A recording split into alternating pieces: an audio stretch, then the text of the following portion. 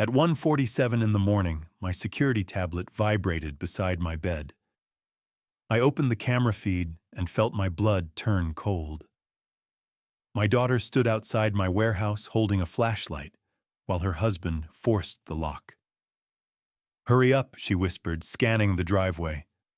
"What if he wakes up?" Her husband laughed from the darkness. "Your father spent 40 years protecting banks," he said. "Now he's an old man guarding money he'll never live long enough to spend." I sat frozen, listening to my daughter answer, "Find the documents before he hears us." I'm truly grateful you're here for this one. Before we begin, drop a comment for me. What's the weather like where you are right now? Your words in the comments matter more than you might realize. A quick note, some details in this story are fictionalized to strengthen the lesson. What matters most is the truth it reveals. The lock on my warehouse has been tampered with 3 times in 14 days, and this morning, I am watching the man who is going to try to take everything I own, drink coffee in my kitchen like we are family. At 68, I sit on my porch overlooking Lake Geneva with my coffee going cold, watching the warehouse lock tampered with for the 3rd time in 2 weeks. I spent 40 years as a federal bank security systems engineer, designing the very systems now being tested in my own backyard. November air bites through my flannel shirt, but I do not move. Cold keeps you sharp. The padlock gleams dull silver in early light, fresh scratches around the keyhole catching the sun. Someone tried again last night. Always at night. Always when they think I am asleep. I sip coffee that tastes like metal and regret. The lake spreads out gray water, reflecting gray sky. Across the yard, 60 feet away, the warehouse squats like a guilty secret. Weathered wood, corrugated metal roof. Inside is everything that matters: family trust, documents my late wife Celestine's jewelry, 40 years of patent paperwork for security systems. Banks still use financial records proving what I own. The scratches tell me someone wants what is inside. I do not investigate. I observe, calculate, and wait. After the first tampering 2 weeks ago, I installed cameras. Not obvious ones that scream surveillance. The kind I designed for federal banks, the kind that look like shadows in the eaves, with infrared for night recording and motion sensors calibrated to ignore raccoons, but capture human movement. The red indicator light blinks once every 8 seconds. If you do not know what you are looking for, it is just another shadow. 14 days of evidence. Not for a family argument, for a legal conviction. 3 times, I say aloud. Always at night. Always when they think I'm asleep. The camera captured it all. Timestamp 11:42 p.m. October 28th. Timestamp 1:15 a.m. November 2nd. Timestamp 2:33 a.m. November 7th. Each time the same careful approach, testing the lock, retreating when they cannot open it without noise. I spent 4 decades building systems to catch people who think they are smarter than locks. This one is not even trying to hide it. You would think a man who spent 40 years catching thieves would panic when someone tests his locks. You would be wrong. Panic is what amateurs do when they lose control. I have not lost control in 4 decades. I adjust my strategy and wait for the subject to commit enough for prosecution. The sun climbs higher, burning off fog. Later today, the man casing my property will arrive at my door with concern in his voice and calculation in his eyes. And I will pour him tea and watch him work. Keaton Riker arrives at 2:15 p.m. with a casserole still warm from someone else's oven. He is 41, my son-in-law who married my daughter Brielle 6 years ago. The kind of man who checks your medicine cabinet while asking about your health and measures your worth by square footage. Alaric. I brought you something, he says, holding up the dish with that easy smile. Brielle worries about you out here alone. This place is so isolated. What if something happened I like the quiet, I say, stepping back. Always have. The lake keeps me company. He follows me to the kitchen. I put the kettle on. Through the window above the sink, I can see the warehouse. Keaton can see it too. His eyes flick toward it away, then back like a moth testing a flame. Still a man your age. He continues setting the casserole down. Maybe something closer to town. Assisted living is not what it used to be. Climate-controlled activities, medical staff on site. I pour hot water over tea bags, watching color bleed out like truth in interrogation. I am not ready for assisted living. I still drive.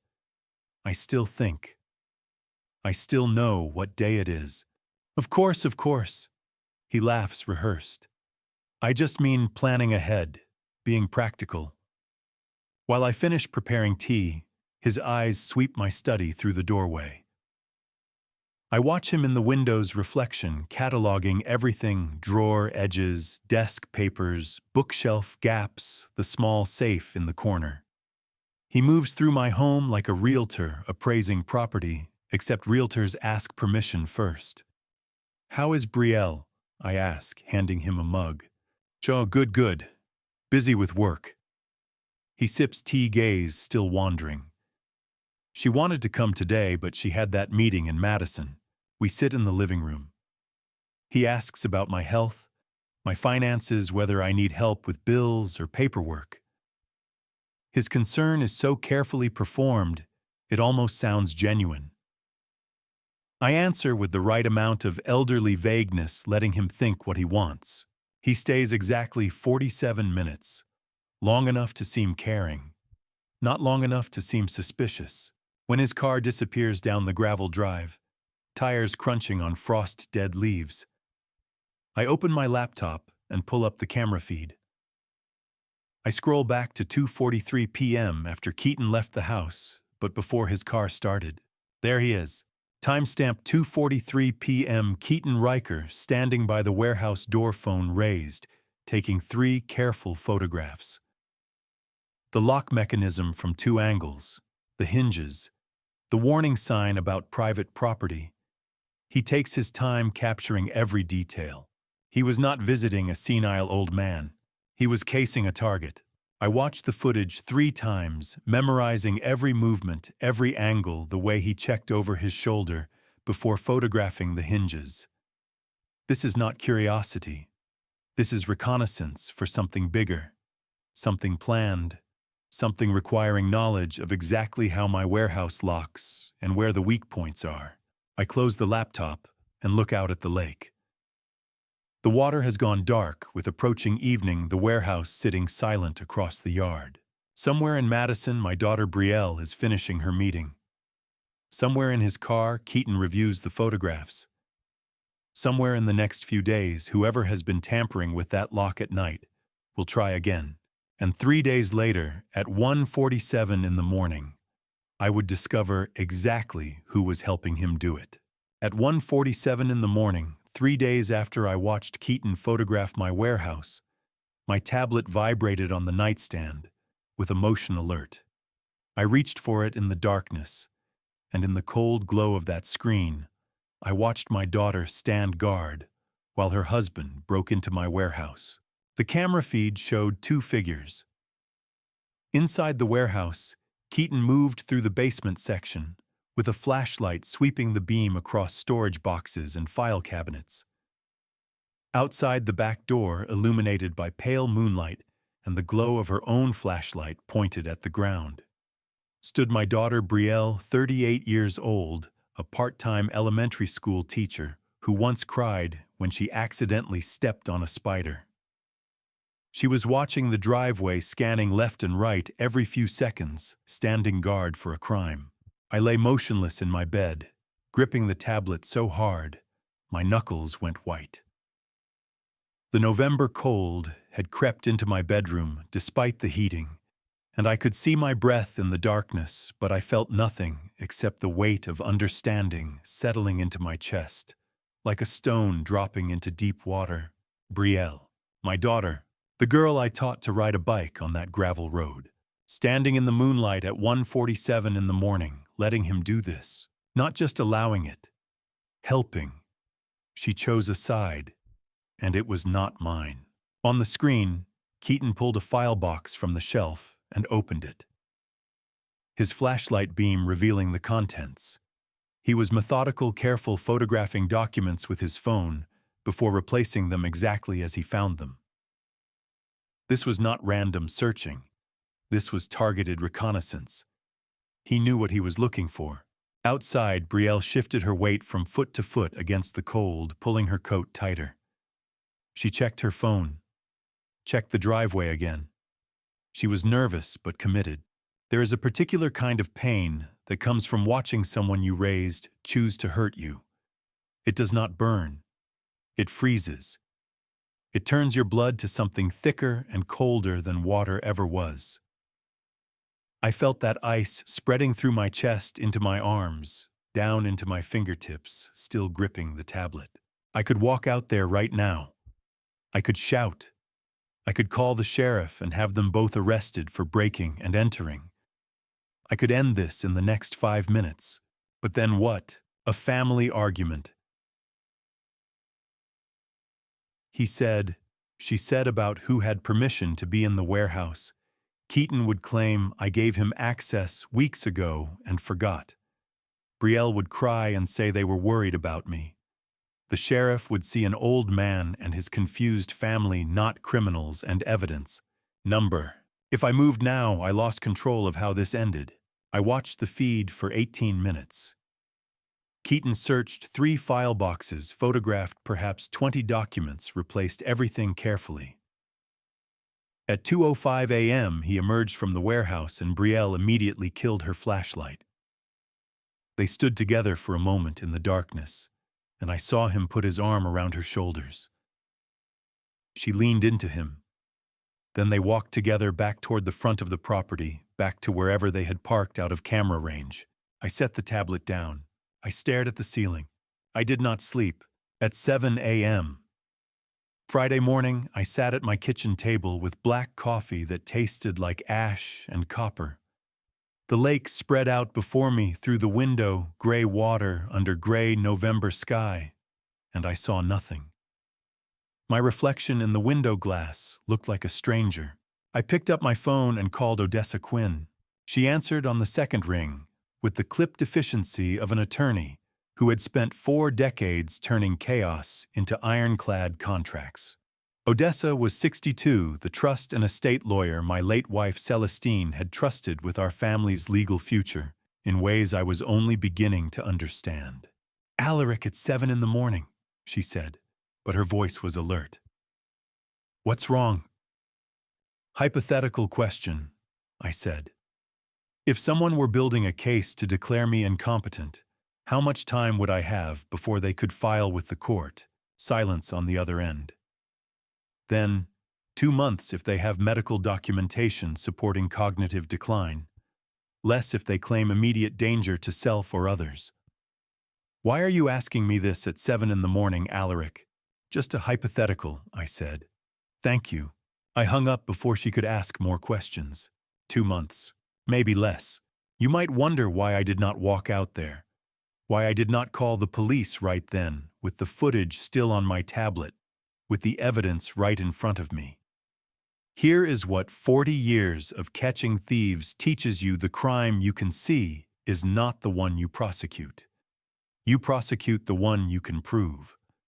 And right now, all I had was footage of Keaton in a warehouse on property I owned with a daughter who could claim she thought he had permission. That was not enough. What I needed was a pattern. Documentation. Evidence of intent and conspiracy.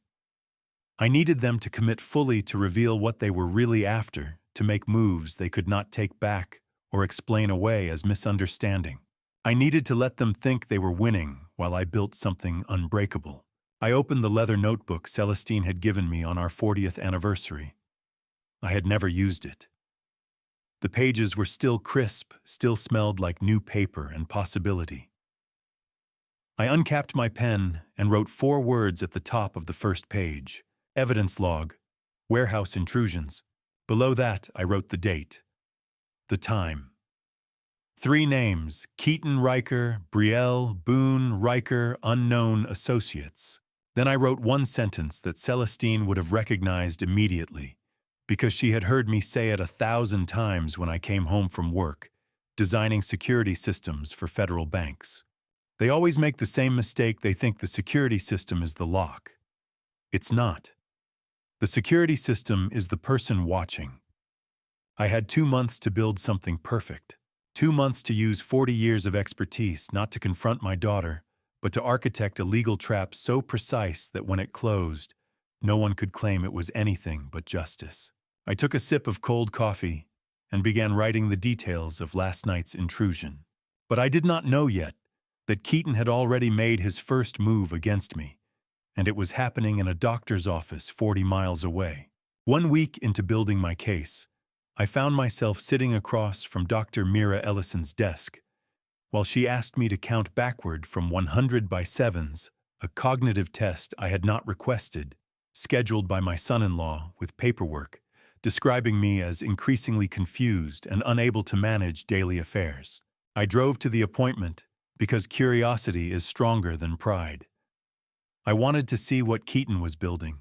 Dr. Mira Ellison, 50 years old, sat across her desk with the posture of someone who had spent 30 years telling patients uncomfortable truths, a general practitioner in Lake Geneva, who looked at me over her clipboard and said we would start with basic questions. "Mr. Boone, can you tell me what day of the week it is and what you had for breakfast?"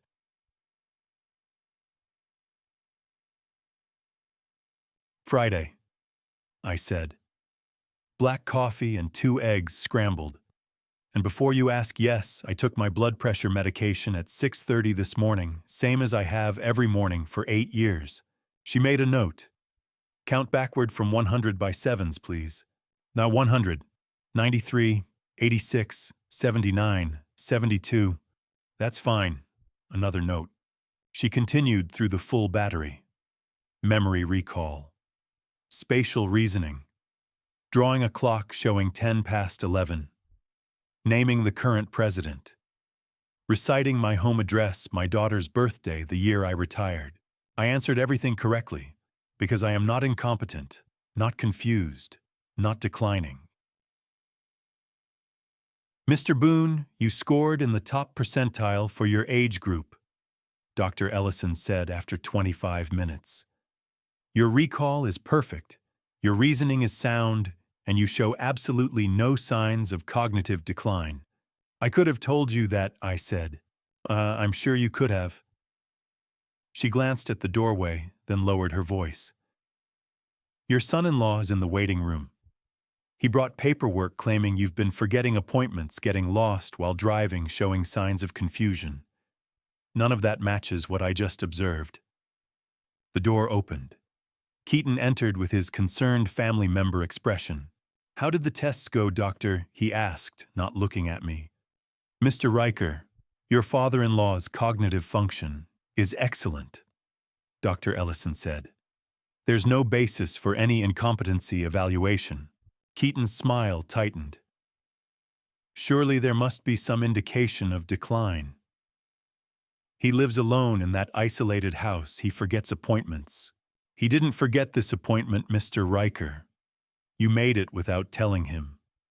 And his cognitive function is sharper than most of my patients half his age. But the paperwork I submitted, Dyke, is full of fabrications." Dr. Ellison said, her voice cool. "I won't sign fraudulent documents. This evaluation is complete." Keaton looked at me for the first time. I kept my expression neutral, elderly, harmless. Inside, I was filing away every micro-expression, the tightening around his eyes, the jaw clenched, the calculation behind his facade. "I see," he said finally. "Thank you for your time, doctor." He left. Through the window, I watched him pace the parking lot, phone pressed to his ear, gestures sharp and angry. Dr. Ellison didn't know she had just become the first soldier in a war she could not see. Keaton needed a doctor's signature. She refused. He would not stop. He would find another doctor, one less principled, one more desperate for the consultation fee. "Mr. Boone," Dr. Ellison said quietly, "whatever your son-in-law is trying to do, it won't involve a medical diagnosis from this office. Be careful." I thanked her and drove home through November drizzle that made the lake look like hammered pewter. That evening, Brielle arrived unannounced. "Dad," she said at the door, her smile warm and concerned. "You look so tired lately. Are you sleeping okay? I brought some chamomile tea. It always helped when I was stressed teaching." "That's thoughtful, sweetheart," I said, stepping back. "I appreciate you checking on me." She moved into the kitchen with the ease of someone who had grown up in this house. I stood in the doorway watching as she filled the kettle, pulled 2 mugs from the cabinet-arranged tea bags. Then she reached into her purse. The motion was quick, casual, but I caught it. A small bottle. White powder tapped into my mug. Not sugar, the motion was too careful, too deliberate, her eyes flicking to make sure I was not watching. "Hi there," she said, pouring hot water. "This should help you sleep better." We sat at the kitchen table. She talked about her students, about lesson plans, about the weather turning cold. Normal daughter visiting normal father. She hugged me for 15 seconds before she left, longer than usual. Was that guilt? Or was she counting in her head, waiting to see if the pills would take effect? Did Keaton tell her to stay long enough to be sure I drank it? After her taillights disappeared, I poured the tea down the sink. I retrieved the chemical test kit from my basement workshop, the one from my security consulting days. The residue tested positive for benzodiazepine, a mild sleeping sedative. Not enough to harm, just enough to make someone drowsy, confused, easier to dismiss as declining. There is a specific kind of grief that comes from watching your child poison you. Not with intent to kill, that would almost be cleaner. But poison designed to make you slower, foggier, easier to dismiss when you try to defend yourself. Poison that looks like love wrapped in chamomile tea and concerned smiles. I did not feel rage. I felt sadness so deep it had weight settling into my bones like winter cold. I made a cold calculation: from tonight forward, I would pretend to drink the tea. Let them think the pills were working. Let them believe I was becoming easier to control while I documented every poisoned cup. 3 nights later, she brought more tea. I tested it. Same result. I logged it in my evidence notebook with clinical precision: date, time, substance, detected witness present. But as I wrote Brielle's name in handwriting that matched the birthday card still on my refrigerator, my pen hesitated. Because tomorrow I had to drive to Madison to see Odessa Quinn. And tomorrow I would learn that my late wife, Celestine, had known about Keaton long before I did. And what Celestine had done about it would change everything. I found my wife's warning letter in the basement, where Keaton's search had displaced it by 3 millimeters. And when I broke the seal, I had been too grief-stricken to open for 4 years. Celestine's handwriting told me she had known Keaton was a threat 8 months before she died. The day after I discovered Brielle's sleeping pills, I descended to the basement to inventory what Keaton had searched during his 1:47 a.m. break-in. My security systems kept meticulous records, not just camera footage but motion sensor logs that tracked every step, every object touched, every drawer opened. Behind the bookshelves on the hidden shelf, only Celestine and I knew about an old envelope had moved exactly 3 millimeters from its original position. I measured it twice to be sure. Someone had pulled it out, examined it, replaced it carefully, but not perfectly. The envelope was yellowed with age, my name written in Celestine's precise handwriting across the front. She had left it 4 years ago before the cancer took her, with instructions I should open it when I was ready. I had never been ready. Grief is not something you schedule. I broke the seal with shaking hands. "My love," the letter began. "If you are reading this and Keaton is still in our lives, you are in danger. I have seen things in him that he hides from Brielle. I have asked Odessa to arrange everything. Trust her. Trust the plan I couldn't tell you about because you would have tried to stop me from protecting you. I sat on the basement floor, concrete cold through my jeans, and read the rest. Celestine wrote about small things she had noticed, the way Keaton asked too many questions about our finances, the casual inquiries about my health that felt like reconnaissance, the comments about how isolated the cabin was, how difficult it would be if something happened to me. She wrote about catching him photographing documents in my study during a family dinner, claiming he wanted to remember Brielle's childhood home, but his camera was pointed at the desk, not the photos on the wall. I know you, Alaric, she wrote. You will want to confront him to give him a chance to explain because you believe in redemption. But some people are only pretending to be redeemable while they calculate how much you're worth. The letter was dated 8 months before her death. March 2018. Stage 4 pancreatic cancer. She had been dying when she wrote this, and she had used those final months to build armor around me instead of raging against what was coming. I met with Odessa last Tuesday. The letter continued. You thought I was at the garden club. I'm sorry I lied. But if I told you what I was arranging, you would have argued that we should give him more time, more chances, more rope. I love that about you. But this time I need you to trust that I saw clearly what you couldn't bear to see. Celestine had been stage 4 when she wrote this letter. Stage 4 pancreatic cancer, the kind with a timeline measured in months, not years. And she had used those months to build armor around me instead of spending every moment we had left just being together. She had looked at the man who would destroy me and decided her last act would be protection. I folded the letter with hands that shook, placed it back in the envelope, and climbed the basement stairs, feeling like I was carrying the weight of her love up from underground. The next morning, I walked to the lakeside between my property and the neighbors.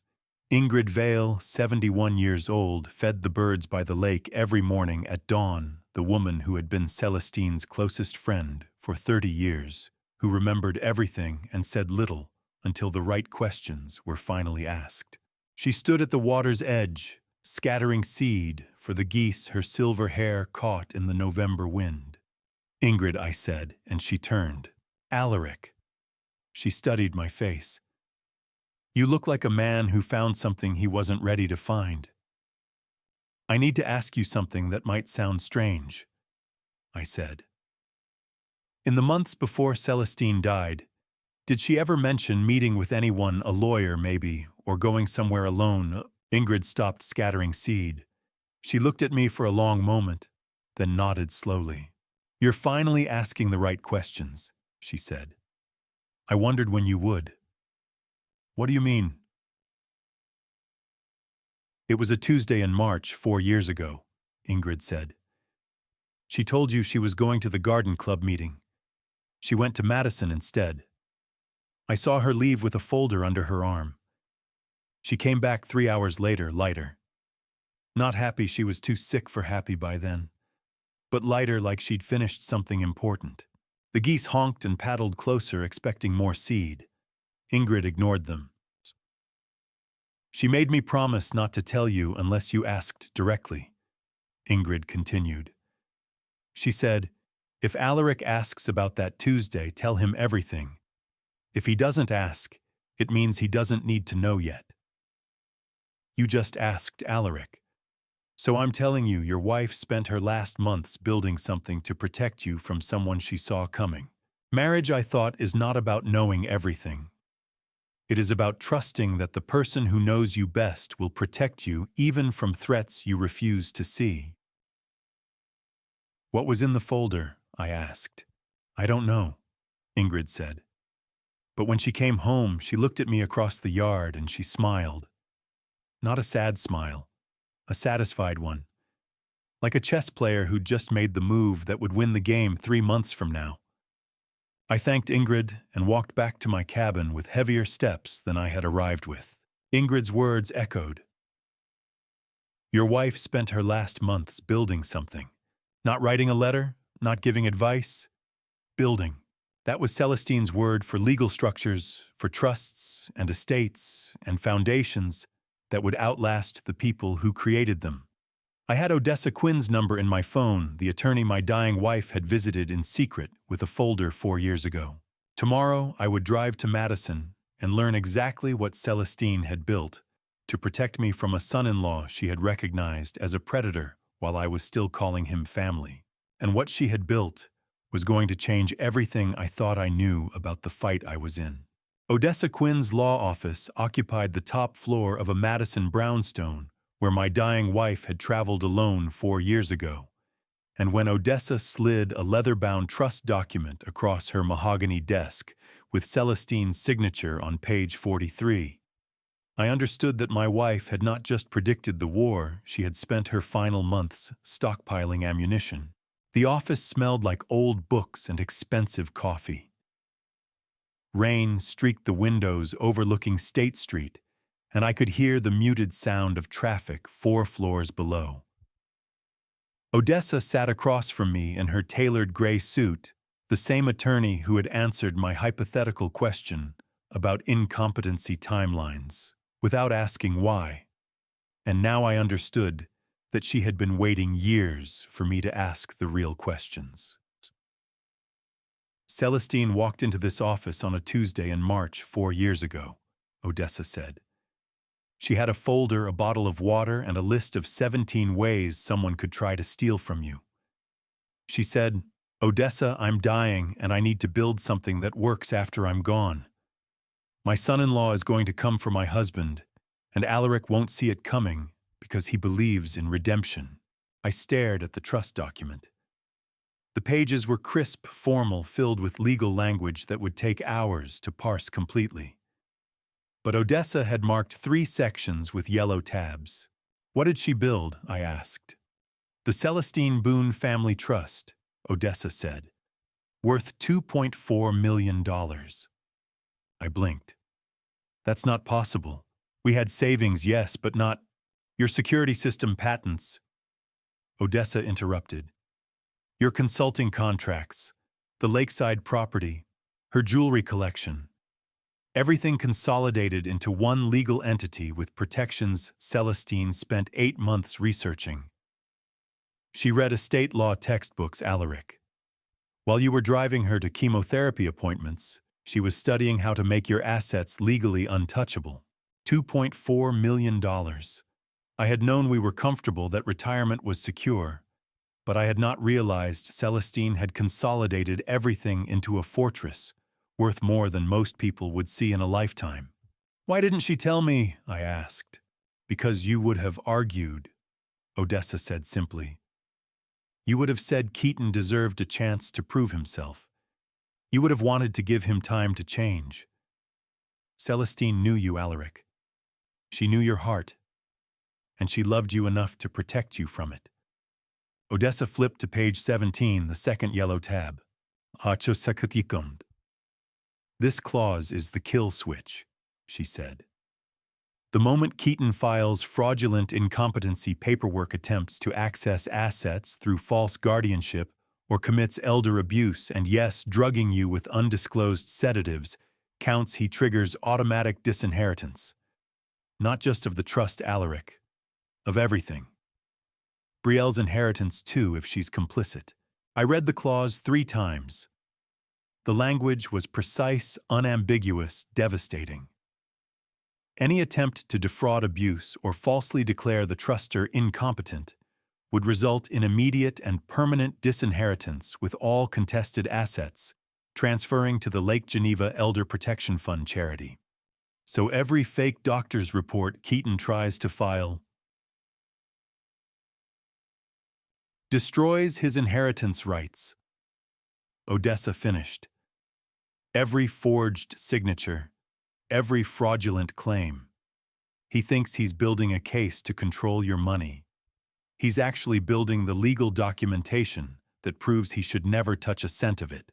Celestine had written this trust while I drove her to chemotherapy appointments, while I held her hand through nausea, while I read her mystery novels in hospital chairs. I thought she was resting between treatments. She was building a legal fortress that would protect me for decades after her death. How did she know? I asked. What did she see in Keaton that I missed? Odessa opened a manila folder. Inside were photocopies of credit card statements, gambling website printouts, and handwritten notes in Celestine's precise script. She hired a private investigator, Odessa said. 3 months before she came to my office. Found evidence of gambling debts, suspicious financial transactions, patterns of deception. She didn't tell you because you would have confronted him, and confrontation gives people a chance to improve their lies. She wanted documentation, not drama. I looked at the papers. My wife dying of cancer had hired an investigator to protect me from the man I was inviting to family dinners.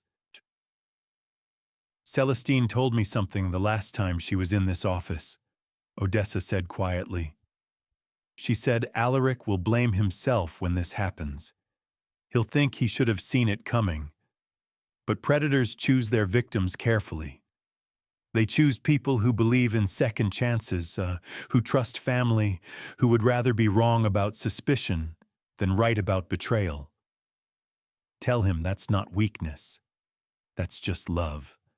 And I'm building this so his love doesn't destroy him. I sat back in the leather chair, the trust document heavy in my hands.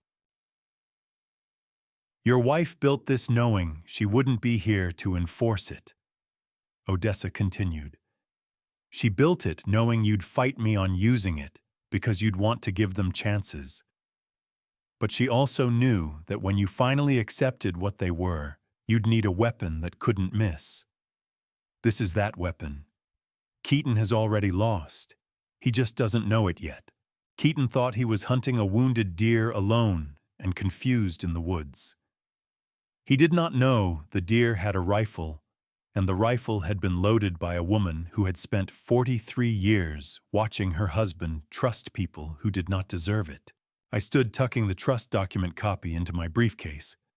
Thank you, I said, for helping her, for keeping this safe. Mom, she made me promise I wouldn't tell you unless you came asking, Odessa said. I'm glad you finally did. I walked out of her office carrying clarity I had not felt since Celestine died. I had the legal fortress. I had the evidence log. I had 2 months before Keaton could file his fraudulent incompetency case. But what I did not have yet was the full picture of how deep Keaton's desperation ran, how much debt was chasing him, or who else he had involved in his scheme. And in 3 days, a private investigator named Lucien Frost was going to walk into my life with a file that would show me exactly how much money Keaton owed and to whom. And one of those creditors was already making plans that involved my 8-year-old granddaughter. 3 days after learning about Celestine's trust, I sat across a desk buried in surveillance photos and financial records, while private investigator Lucien Frost told me my son-in-law owed $340,000 to the kind of people who do not take you to court. They take you to empty parking lots. Lucien Frost, 45 years old, sat behind a desk that looked like a crime scene evidence board, a private investigator who had spent 22 years following money trails and unfaithful spouses. His office in Milwaukee smelled like stale coffee and old paper. Rain drummed against the window behind him, and manila folders covered every surface. Mr. Boone, he said, sliding the first folder across the desk. I have been doing this for 22 years.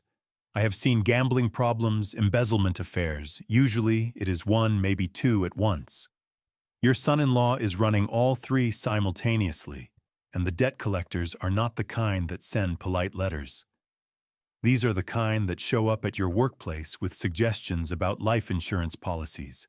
I opened the folder. Bank statements, credit card bills, screenshots of online gambling sites. Lucien had traced everything with the precision of an accountant building a prosecution. $340,000 in gambling debts. Lucien continued tapping a spreadsheet. Spread across underground poker games, offshore betting sites, and 2 separate loan arrangements I would classify as predatory. He has been hemorrhaging money for at least 3 years. I flipped through the pages. The numbers were staggering, relentless, the kind of debt that crushes lives. That there is more, Lucian said. His former employer is investigating him for embezzlement. 87,000 in missing client funds. They have not pressed charges yet because they are still tracing where the money went. But they will. My estimate, he has got maybe 6 weeks before the DA gets involved. 6 weeks. That was Keaton's timeline. That was how long he had to get his hands on my assets before his world collapsed. Lucian slid another folder across. This is the part that surprised me. Wells Fargo account registered under the name of a woman who is not your daughter. Contains $23,000. I looked at the account statements. Regular deposits, small amounts, carefully timed.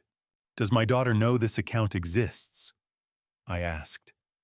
No, sir, Lucien said. Based on the transaction patterns, he has been moving money from their joint account in increments small enough that she would not notice. 200 here, 300 there. It adds up to 23,000 over 18 months. She is teaching elementary school thinking they are barely making rent. He is stockpiling an escape fund. Brielle did not know. My daughter was teaching 8-year-olds their multiplication tables, coming home to make poisoned tea for her father, all while her husband stole from her to fund a mistress and an escape plan that did not include her. She was not just a co-conspirator. She was another victim. But she had still made her choice. The embezzlement investigation is real, Lucian said. I verified it with a contact at his former firm. They have not pressed charges yet, but they will. That is his timeline, Mr. Boone. That is how long he has to get his hands on your assets before everything falls apart. I closed the folders and looked at Lucian. Good work, I said. Keep watching him. That weekend, Lucian's text arrived at 4:47 p.m. It contained 3 surveillance photos and a message that made my blood run cold. The first photo showed Keaton standing on his front porch in Madison, talking to a man carrying a medical briefcase. The timestamp read, Saturday, 2:15 p.m. The second photo showed them entering Keaton's house. The third showed the man leaving 43 minutes later without the briefcase. Lucian's text explained.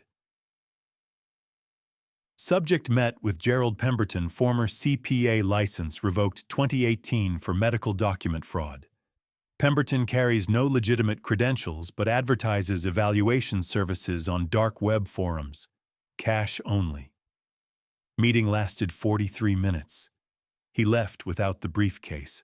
I stared at the photos. Keaton was not waiting for Dr. Ellison to change her mind. He was not searching for another legitimate physician. He had hired a forger to manufacture the medical records he needed.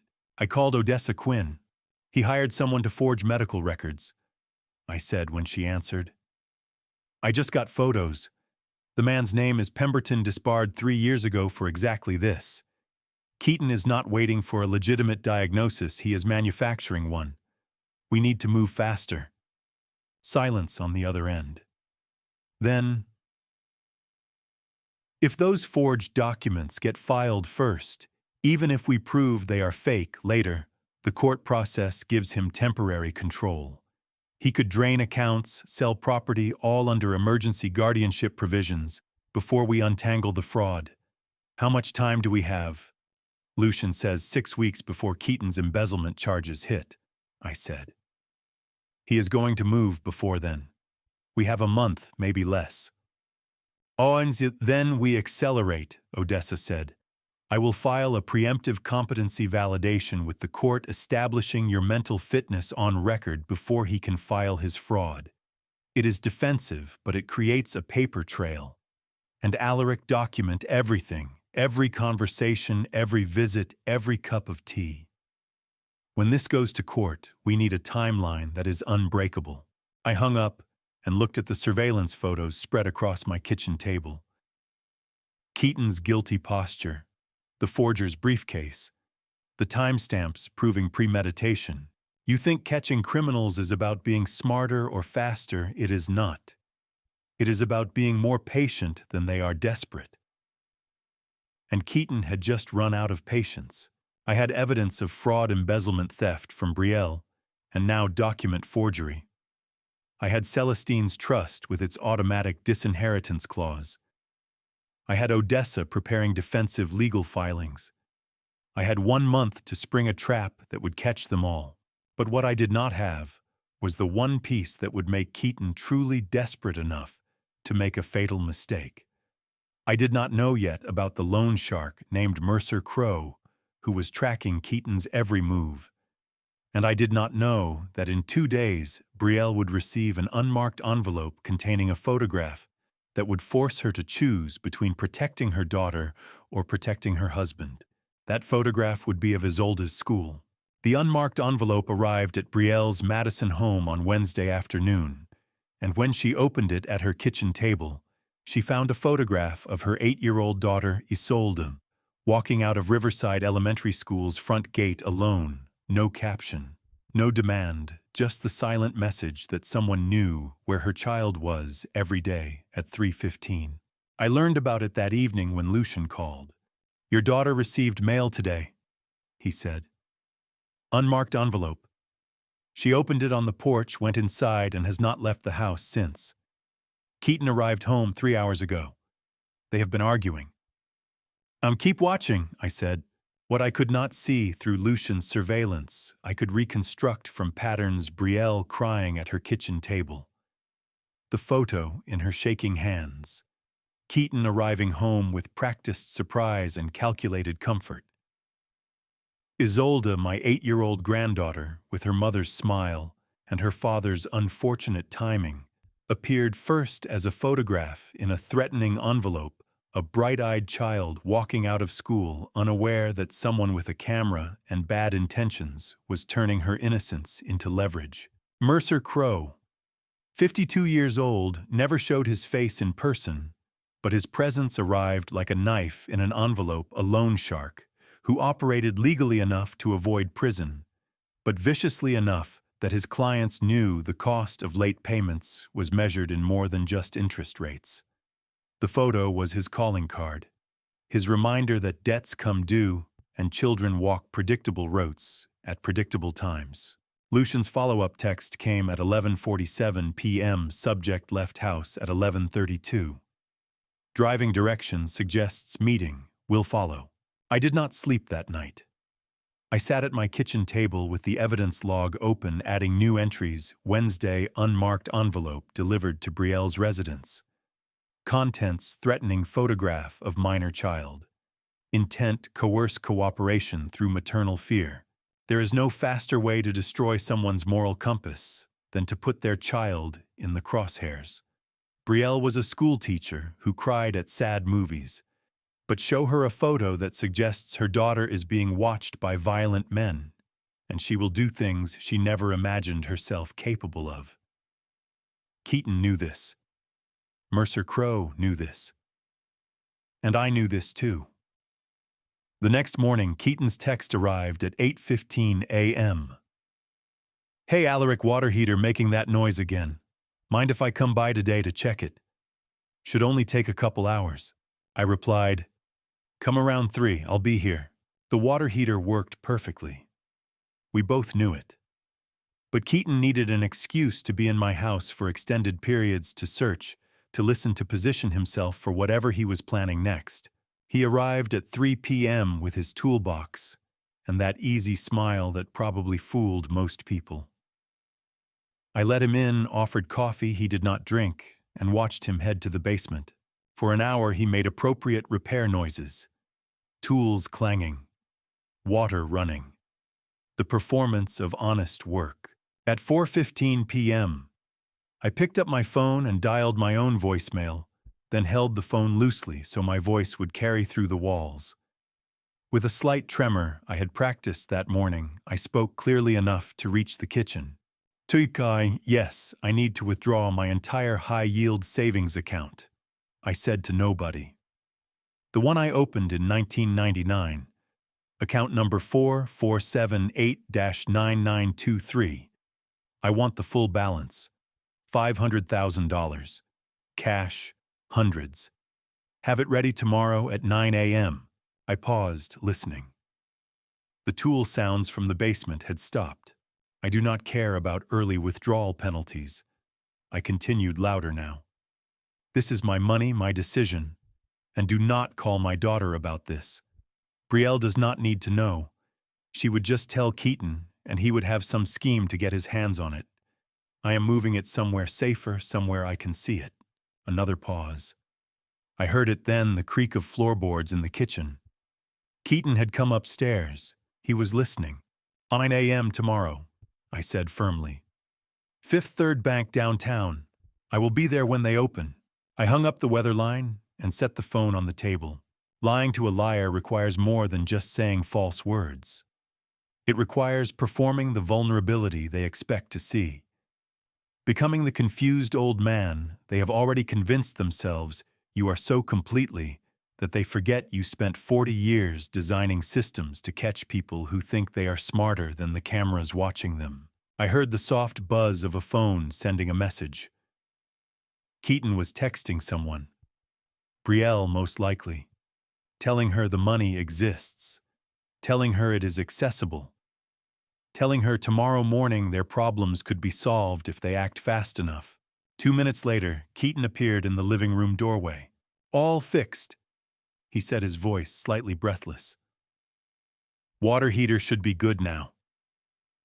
Thank you, I said. What do I owe you? Nothing, nothing, he said already, packing his toolbox with hurried movements. Family helps family, right? He was gone within 5 minutes. His goodbye rushed and distracted, already planning. I walked into the kitchen and looked at the water heater gauge through the basement door. He had not touched it. The temperature was exactly where it had been that morning. The trap was not set anymore. The trap was sprung. That night, Lucian's text arrived at 11:53 p.m., subject at Rosewood Bar, Route 14. Meeting unknown male, age 40 to 45. Conversation appears tense. Taking photos. I stared at the message. Keaton was recruiting help. Someone to open a safe that did not contain $500,000. Someone who would find himself arrested for attempting to steal from a trust protected by Celestine's ironclad legal fortress. I did not know yet that the man Keaton was approaching was named Garrick Thorne, a 41-year-old independent locksmith with a criminal record. I did not know that 20 years ago I had designed the security system that caught Garrick breaking into State Federal Bank. And I did not know that after his arrest, I had written a letter to the judge requesting leniency, arguing that a young man who made one terrible mistake deserved a chance at redemption, a letter that reduced his sentence from 8 years to 3.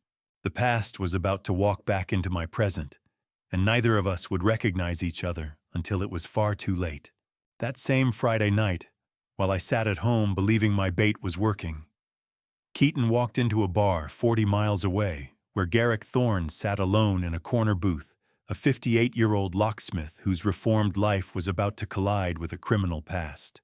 I knew better than anyone, because I was the one who designed the security system that caught him 20 years ago. I did not know about the meeting yet. Lucian would text me at 11:47 p.m. with 2 words that would unlock a file I had not opened since 2004. But at 11:32 p.m. when Keaton entered that bar, I was still at my cabin cataloging the evidence I had collected, believing the trap was proceeding according to plan. Garrick Thorne sat in the dark corner nursing a beer he barely touched, a locksmith who had spent 17 years building a legitimate life on top of a criminal past that included 3 years in prison for safe-cracking a past he thought was buried, until a desperate man walked through the door. Keaton slid into the booth across from him without asking permission. "You Garrick," Keaton said. "I was told you are the best locksmith in the area, specializing in difficult jobs." Garrick looked up from his beer. I work on houses and cars. Legal work. Licensed and bonded. I need someone who can open an old safe, Keaton said, leaning forward. 1940s model combination lock. My father-in-law does not remember the code, and we need to access some family documents inside. Simple job, good pay, no questions. I do not do that anymore, Garrick said, setting his beer down. I am a legitimate locksmith now. Find someone else. He started to stand. The safe might contain a significant amount of cash, Keaton said quickly. Maybe $500,000. The old man has been hoarding it for years, paranoid about banks. My wife deserves her inheritance now, not when he finally dies. Garrick stopped mid-motion, one hand on the table, not sitting, but not standing either. Not turning around, but not walking away. $500,000, he said quietly. You are sure? I heard him on the phone with his banker today, Keaton said. $500,000 in cash, withdrawing it tomorrow morning. But if we can get into that safe tonight before he moves it, my wife gets what should have been hers years ago. Garrick stood frozen for 3 seconds. Then he sat back down. I spent 3 years in prison for opening safes that were not mine, he said. I swore when I got out I would never touch another vault. Then think of this as a vault belonging to my wife, Keaton said. Her father, her inheritance. Legal gray area, not black. $30,000 for one night of work. 3 tables away, Lucian Frost sat with his phone positioned, like he was texting. But the camera was recording everything. Reformed criminals are not people who stopped wanting what they wanted before. They are people who built walls around those wants and spend every day maintaining those walls. Keaton had just found the crack in Garrick's wall, and the crack was shaped like $500,000. At 11:47 p.m., my phone buzzed with Lucian's text, Garrick Thorne, 2 words. But they carried the weight of 2 decades. I opened my laptop and pulled up my archived work files from the consulting firm. I typed the name into the search bar, and the database loaded a file I had not accessed since 2004. Garrick Thorne, age 38 in the mugshot. Arrested for breaking into State Federal Bank on a Sunday morning, using manipulation, drilling a technique where you listen to lock tumblers with a medical stethoscope. My security system caught him because I had installed vibration sensors designed specifically to detect that method. But there was another document in the file, a letter I had written to the sentencing judge. I opened it and read my own words from 20 years ago. Your Honor, I designed the security system that apprehended Mr. Thorne, and I am writing to request leniency in his sentencing. Mr. Thorne is a skilled craftsman who made a poor choice under financial pressure. The prosecution seeks 8 years.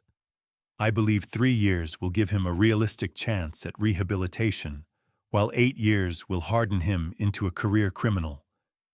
I recommend mercy not because his crime was minor, but because he has the capacity to be reformed if we give him that opportunity. Judge Hendricks had reduced the sentence to 3 years.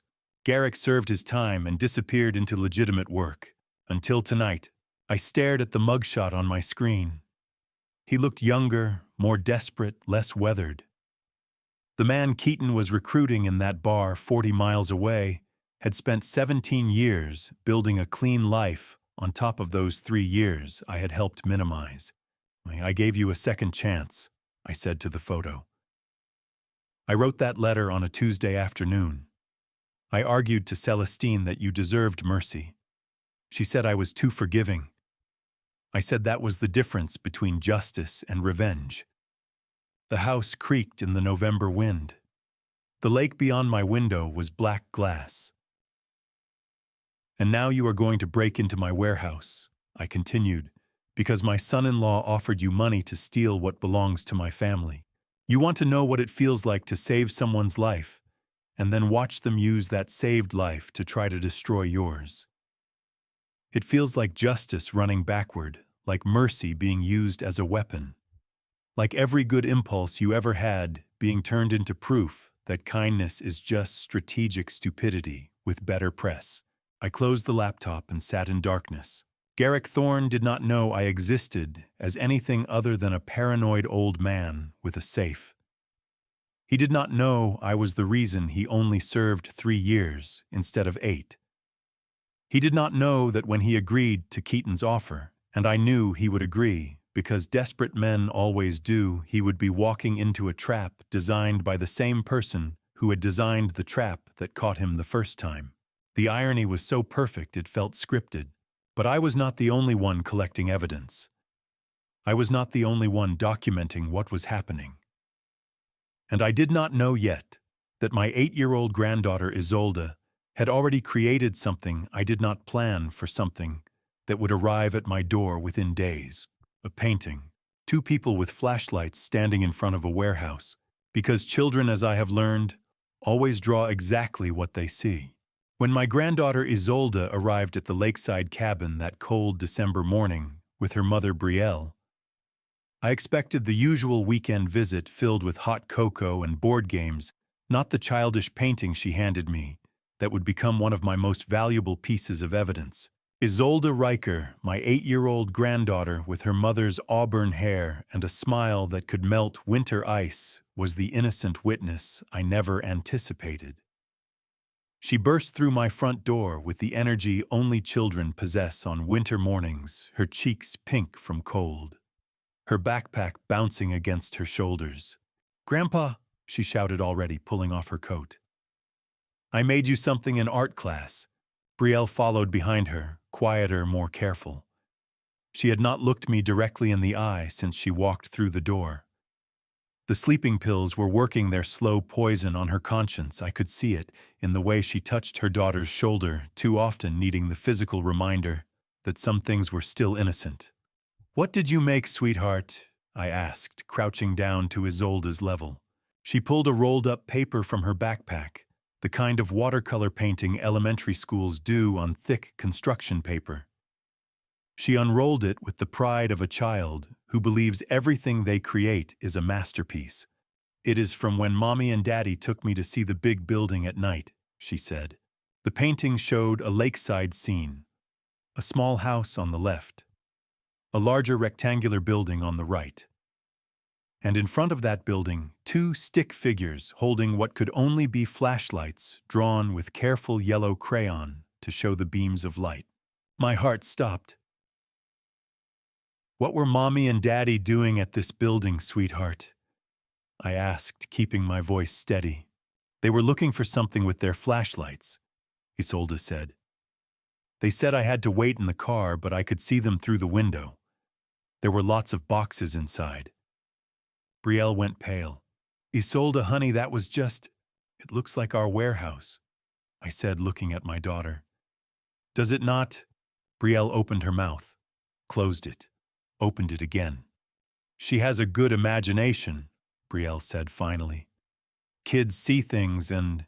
"I painted what I saw," Isolde insisted. "My teacher said artists paint truth."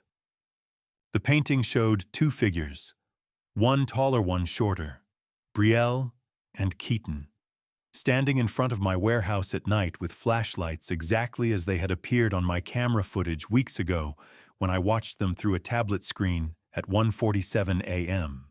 I have spent 42 years in security systems engineering, designing protocols to catch sophisticated criminals who plan every detail of their deceptions.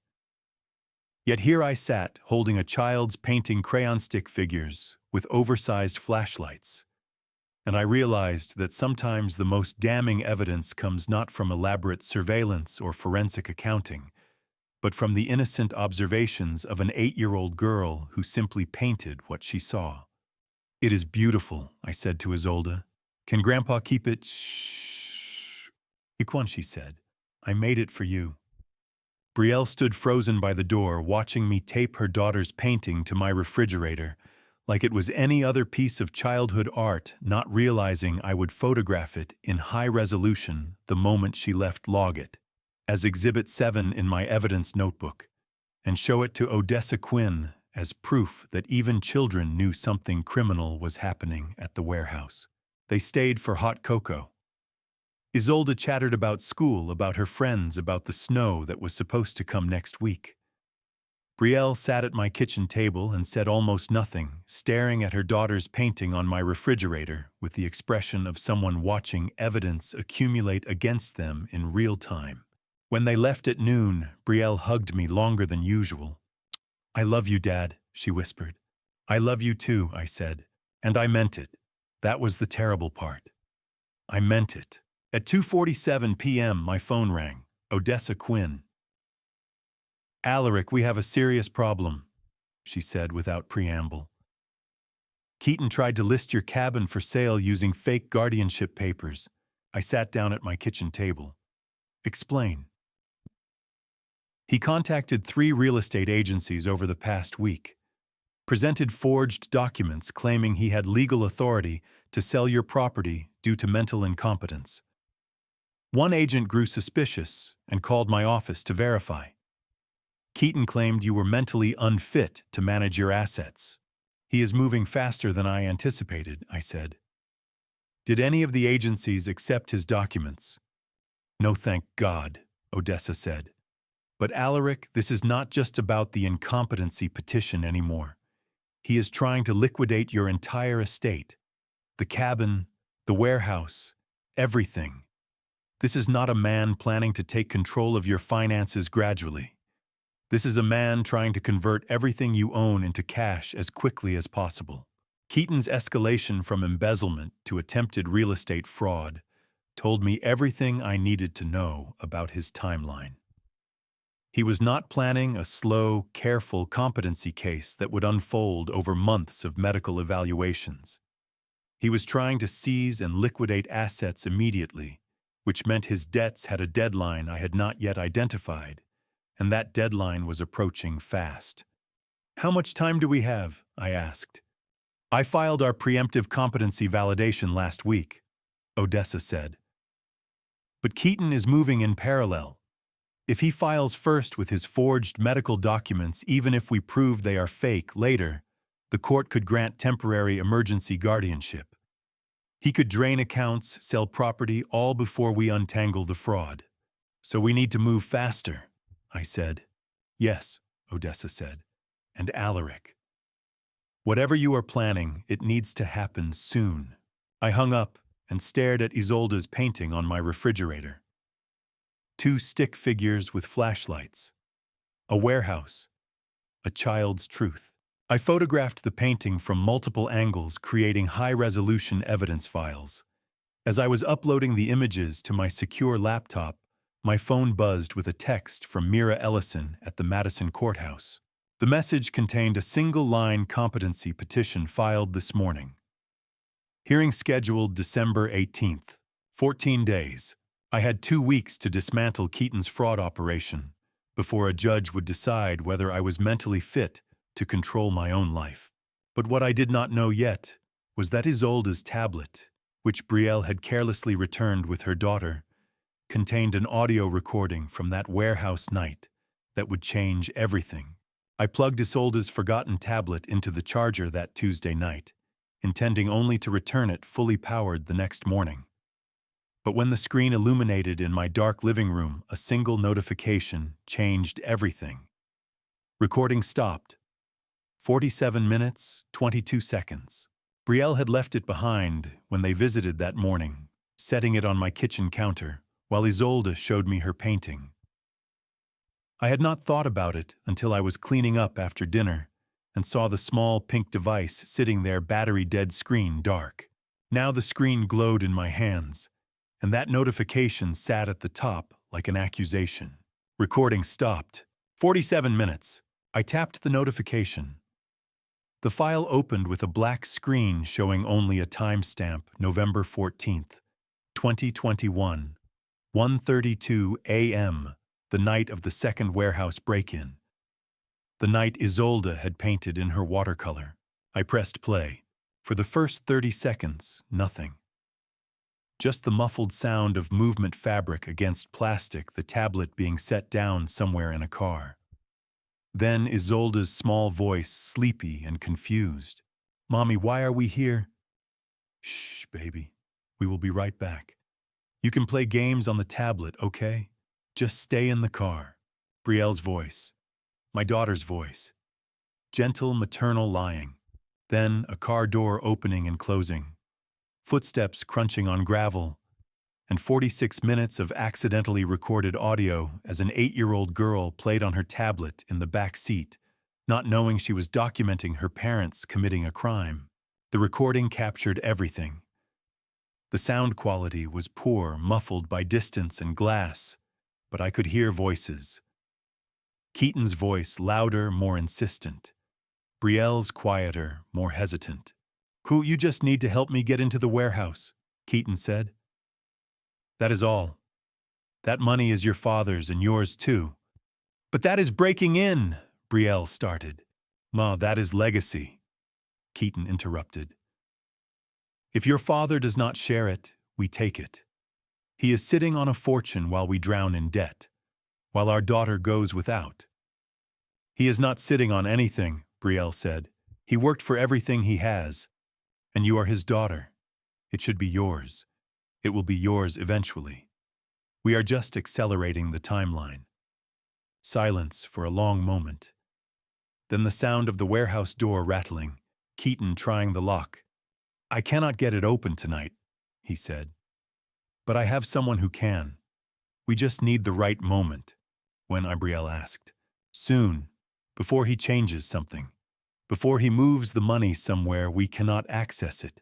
I sat in my dark living room, the tablet screen casting blue light across my face, listening to my daughter and her husband plan to rob me while my granddaughter played games 50 feet away.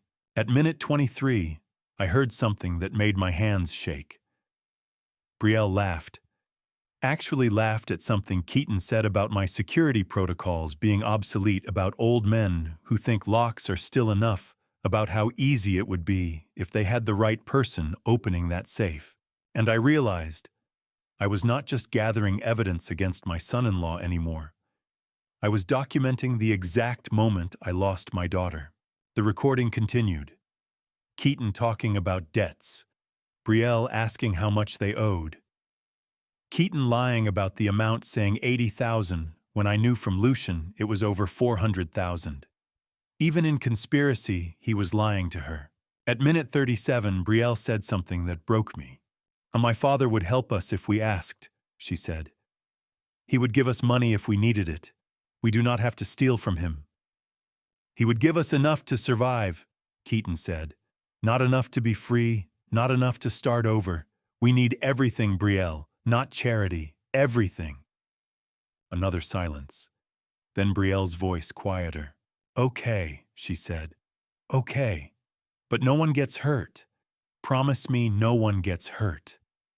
"Of course not," Keaton said. "Your father will not even know it happened until we are long gone.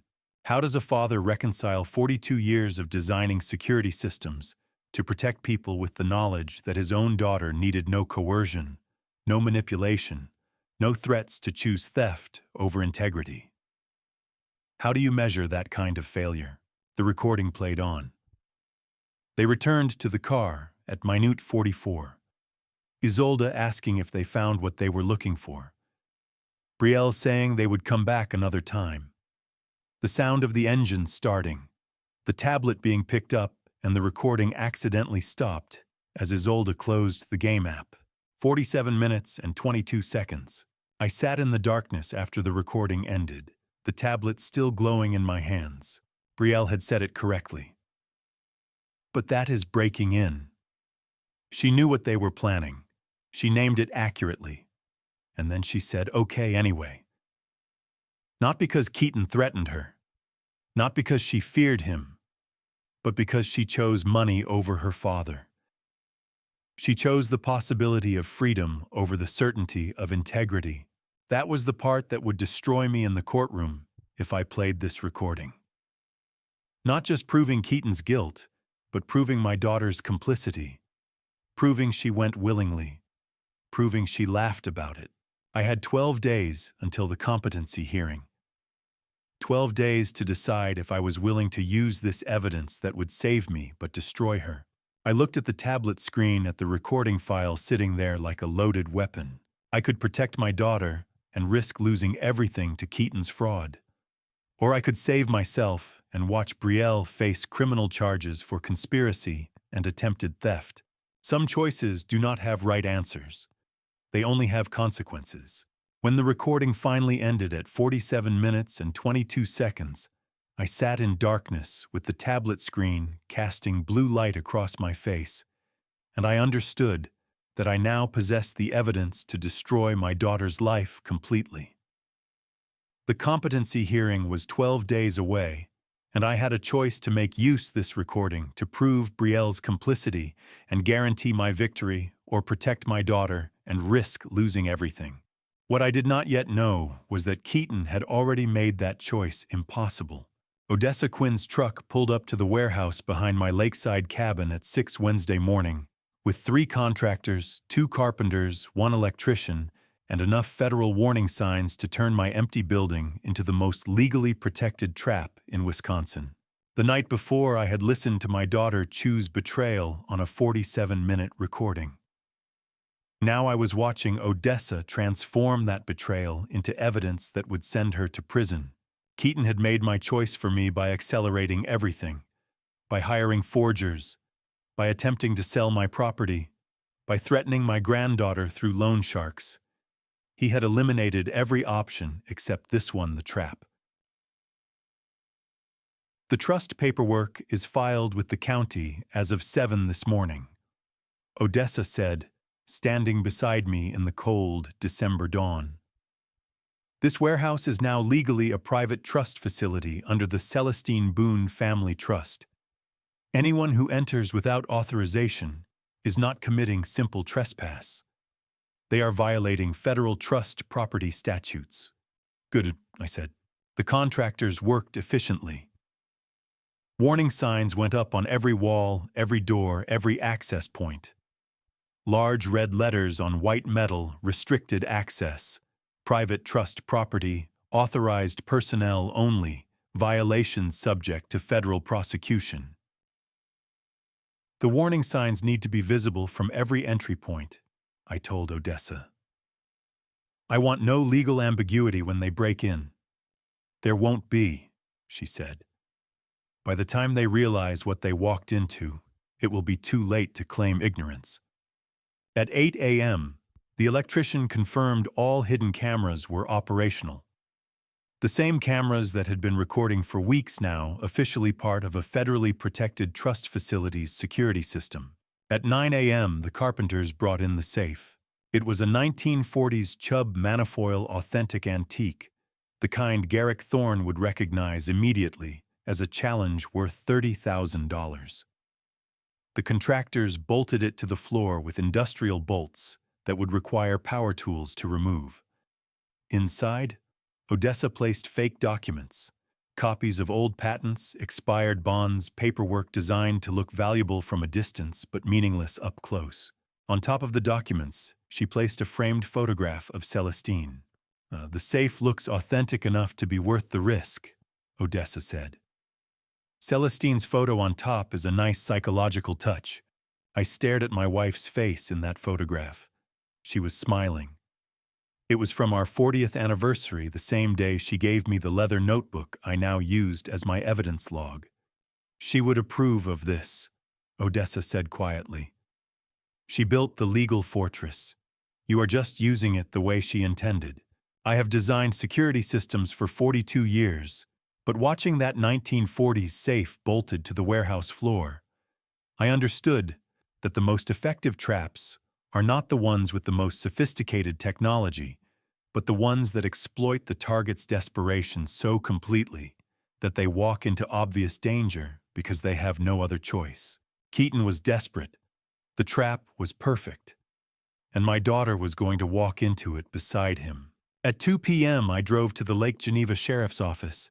Sheriff Dalton Vane, a 23-year law enforcement veteran with iron-gray hair and the rare quality of listening to a complete plan before making judgments, was the tactical partner I needed for an operation that would either vindicate me or destroy my family completely. I sat across from his desk and laid out everything. The warehouse surveillance footage, Lucien's financial investigation, the forged medical documents, the attempted real estate fraud, the audio recording on Isolde's tablet, and the trap I had built to catch them all. Dalton listened without interrupting. He took notes. He asked 3 questions about legal jurisdiction, camera placement, and probable cause. Then he leaned back in his chair. "I can place 4 men inside the warehouse, 2 outside," he said. "No lights, no radio, complete silence. When you turn on the lights, we act. I need them caught with hands on the safe," I said. "Not approaching it, not examining it, touching it with intent to open. That is when the criminal intent becomes undeniable." "Understood," Dalton said. He looked at me for a long moment. "Your daughter will be arrested too if she is there. You understand that?" Silence filled the office. Outside, I could hear the muted sounds of the station phones ringing voices in hallways, the normal operations of law enforcement. "Yes," I said. The moment I said yes to Sheriff Dalton's question about arresting Brielle was the moment I stopped being a father protecting his family and became something colder, something I spent my career building systems to stop a man willing to destroy everything to prove he was right. "Friday night," Dalton said. "That gives us 48 hours to position everything. I will have my team briefed by Thursday evening. They will move into position Friday at sundown. You will be where?" "Establishing alibi," I said. "I need to be documented as not present at the property when the break-in occurs. I will be at a friend's house 20 miles away with witnesses and cameras confirming my location." "Smart," Dalton said. "When this goes to court, you want distance between yourself and the arrest. You reported a crime," we responded. "Clean." I stood to leave. We shook hands. "Now, one question," Dalton said. "Are you sure about this? Once we start, there is no calling it off. Your daughter gets arrested. Your son-in-law goes to prison. Your family is fractured permanently. You are certain this is what you want?" I looked at the sheriff for a long moment. "I am certain this is what they chose," I said. I walked out into the December afternoon, got in my truck, and checked my phone. One email waited in my inbox, sent from the Walworth County Court at 1:47 p.m. Subject: emergency motion granted. Competency hearing rescheduled. I opened it. Keaton's emergency motion to accelerate the competency hearing had been granted. The hearing date was moved from December 18th to December 13th. 48 hours from now. Monday morning at 9 a.m., a judge would decide if I was mentally competent to control my own life. The trap was ready. The deputies were positioned. But Keaton had just cut my timeline in half. I sat in my truck in the sheriff's office parking lot staring at that email, and I understood with cold certainty that Keaton was not planning to wait for Friday. He was not planning to wait for Saturday. He was coming tonight. Lucian's call came at 11 Friday night, while I stood on the back porch watching the lake freeze in December darkness. And the first words out of his mouth rewrote everything I thought I knew about Keaton's motivation. 6 years ago, someone anonymously paid his $47,000 gambling debt, and that someone was you. I had been thinking about Keaton coming tonight, about the trap waiting, about deputies positioning themselves in darkness. Now I was thinking about something that happened 6 years ago when Keaton married my daughter. "Explain," I said into the phone. "The payment was routed through 3 intermediary trusts, but I traced it," Lucian said. "You paid Keaton's debt 6 years ago through Odessa's firm. $47,000 to cover gambling debts that were about to get very violent. The payment came from a trust account registered to you, but the authorization went through Odessa Quinn's office." I remembered. Not clearly, not with details, but I remembered Celestine sitting at our kitchen table with tears in her eyes, asking me to help Keaton one time. Just once. To give him a clean start with Brielle. To let him prove he could be better. "Celestine asked me to give him a second chance," I said. "She said everyone deserves one clean start." Keaton never knew who paid it, Lucian said. He thinks he got lucky with an anonymous benefactor, some wealthy gambler who forgives debts once in a lifetime. He has no idea the man he is trying to destroy is the one who saved him from collectors who break kneecaps as down payments. I hung up and stood on the porch in the cold. 6 years ago, I had saved Keaton from violence, from bankruptcy, from the kind of debt that follows you into parking lots with tire irons. I had given him a clean slate because my wife asked me to believe in redemption, and he had used that clean slate to accumulate even more debt, to steal from my daughter, to hire forgers and loan sharks, to plan my destruction. How do you measure the cost of kindness when the man you saved from bankruptcy 6 years ago is now trying to have you declared incompetent, so he can liquidate your life's work, and the wife who begged you to give him that second chance is gone, unable to see what her mercy created? I went inside, made coffee I would not drink, stared at my evidence log. At 8 Saturday morning, someone knocked on my door. Before I tell you what Corinne knew, are you still with me right now? Comment A if you think Alaric's mercy 6 years ago makes this betrayal worse, or B if kindness is never wasted regardless. Add one short reason. Please note what follows includes adapted details for narrative impact.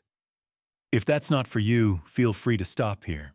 Corinne Riker Keaton's 65-year-old mother with silver hair and the worn face of a woman who has spent 2 decades watching her son gamble away every chance she gave him, stood trembling in my doorway with the hardest decision a parent can make already written across her expression. Light rain fell behind her, misting her coat with droplets that caught the morning light. "Mr. Boone," she said. "May I come in?" I stepped back. She entered slowly like someone walking into a confession booth. We sat at my kitchen table. I poured her coffee she did not touch. "No, I overheard Keaton on the phone last night," she said without preamble. "They are coming Saturday night. He told someone he had one chance to fix everything. One chance before the hearing Monday morning." Saturday night. The timeline I had predicted. "Are you prepared to be a witness, Corinne?" I asked. "To testify about what you know?" She looked at me with eyes that had cried too many tears over too many years. "I have been silent for too long," she said. "I have known about Keaton's gambling since he was 19. 26 years of watching him lose money, lose jobs, lose respect. 26 years of hoping silence would protect him, hoping he would change on his own." "And now," I asked, watching Corinne Riker sit at my kitchen table in the rain, trembling as she prepared to testify against her own son, I understood that some parents spend their entire lives hoping silence will protect their children, and some spend their entire lives learning that silence only delays the inevitable. "Now I am done being silent," she said. "He is going to hurt someone. Maybe already has. My silence has enabled him for too long. I came to warn you, and to offer to testify to everything I know. The gambling, the debts, the lies to Brielle. All of it." "Why now?" I asked. "Because he brought Brielle into it," Corinne said. "Because my granddaughter Isolde should not grow up thinking theft is normal. Because I am 65 years old, and I do not want to die knowing I stayed quiet while my son destroyed good people." She pulled a folder from her purse. Bank statements, credit card bills, receipts from casinos dating back 15 years. Documentation of every loan she had given him, every debt she had covered, every promise he had broken. "I have been keeping records," she said, "in case I ever found the courage to stop him. Today, I found it." I took the folder, evidence from a mother who loved her son enough to document his crimes so someone could finally stop him. "Thank you," I said. "Do not thank me," Corinne said. "This is not mercy. This is 26 years too late." She left with instructions to meet Odessa Quinn that afternoon to give her formal statement. 5 minutes after she drove away, my phone buzzed. "Sheriff Dalton. Surveillance spotted your son-in-law at Madison Hardware." The text read, Purchased bolt cutters, heavy-duty flashlights, work gloves. Saturday night confirmed. I looked at the clock. Saturday, 9:47 a.m., 36 hours until Sunday night. 36 hours until the trap closed. I had everything I needed now. The legal framework Celestine built. The warehouse trap Odessa transformed. The tactical plan Dalton coordinated. The evidence log documenting weeks of fraud. The audio recording proving Brielle's complicity. And now Corinne's insider testimony spanning 26 years. I had saved Keaton once 6 years ago because Celestine asked me to believe in redemption.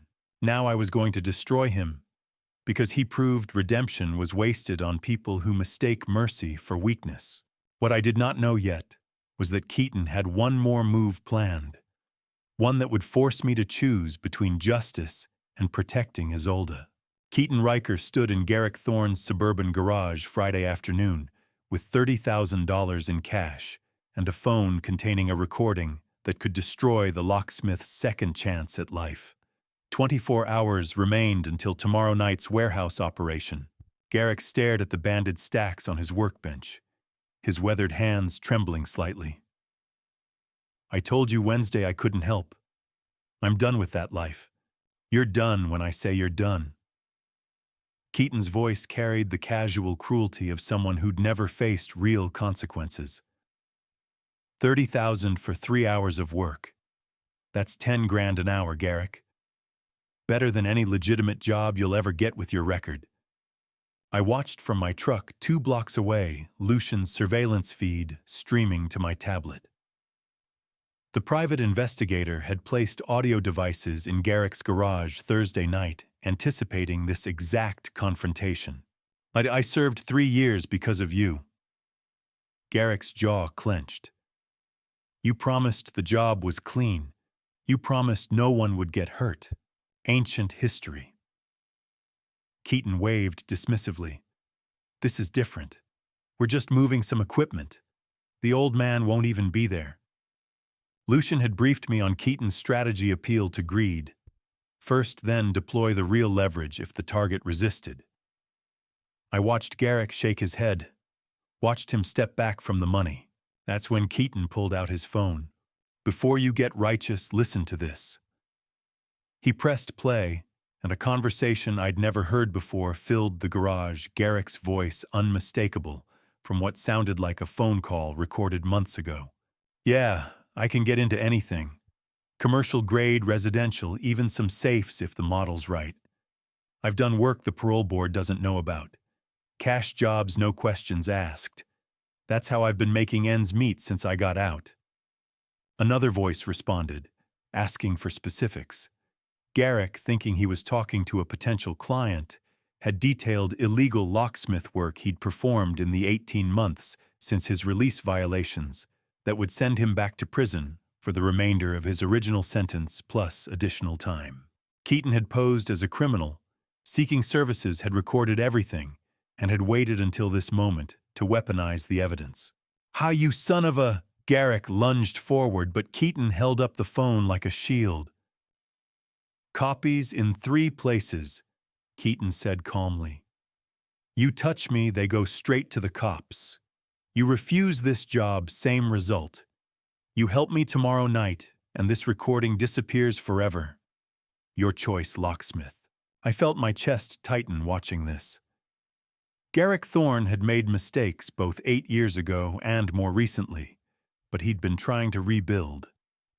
I'd written letters to the parole board on his behalf, had testified about the circumstances that led to his involvement in that botched warehouse job, had helped reduce his sentence, because I believed in second chances.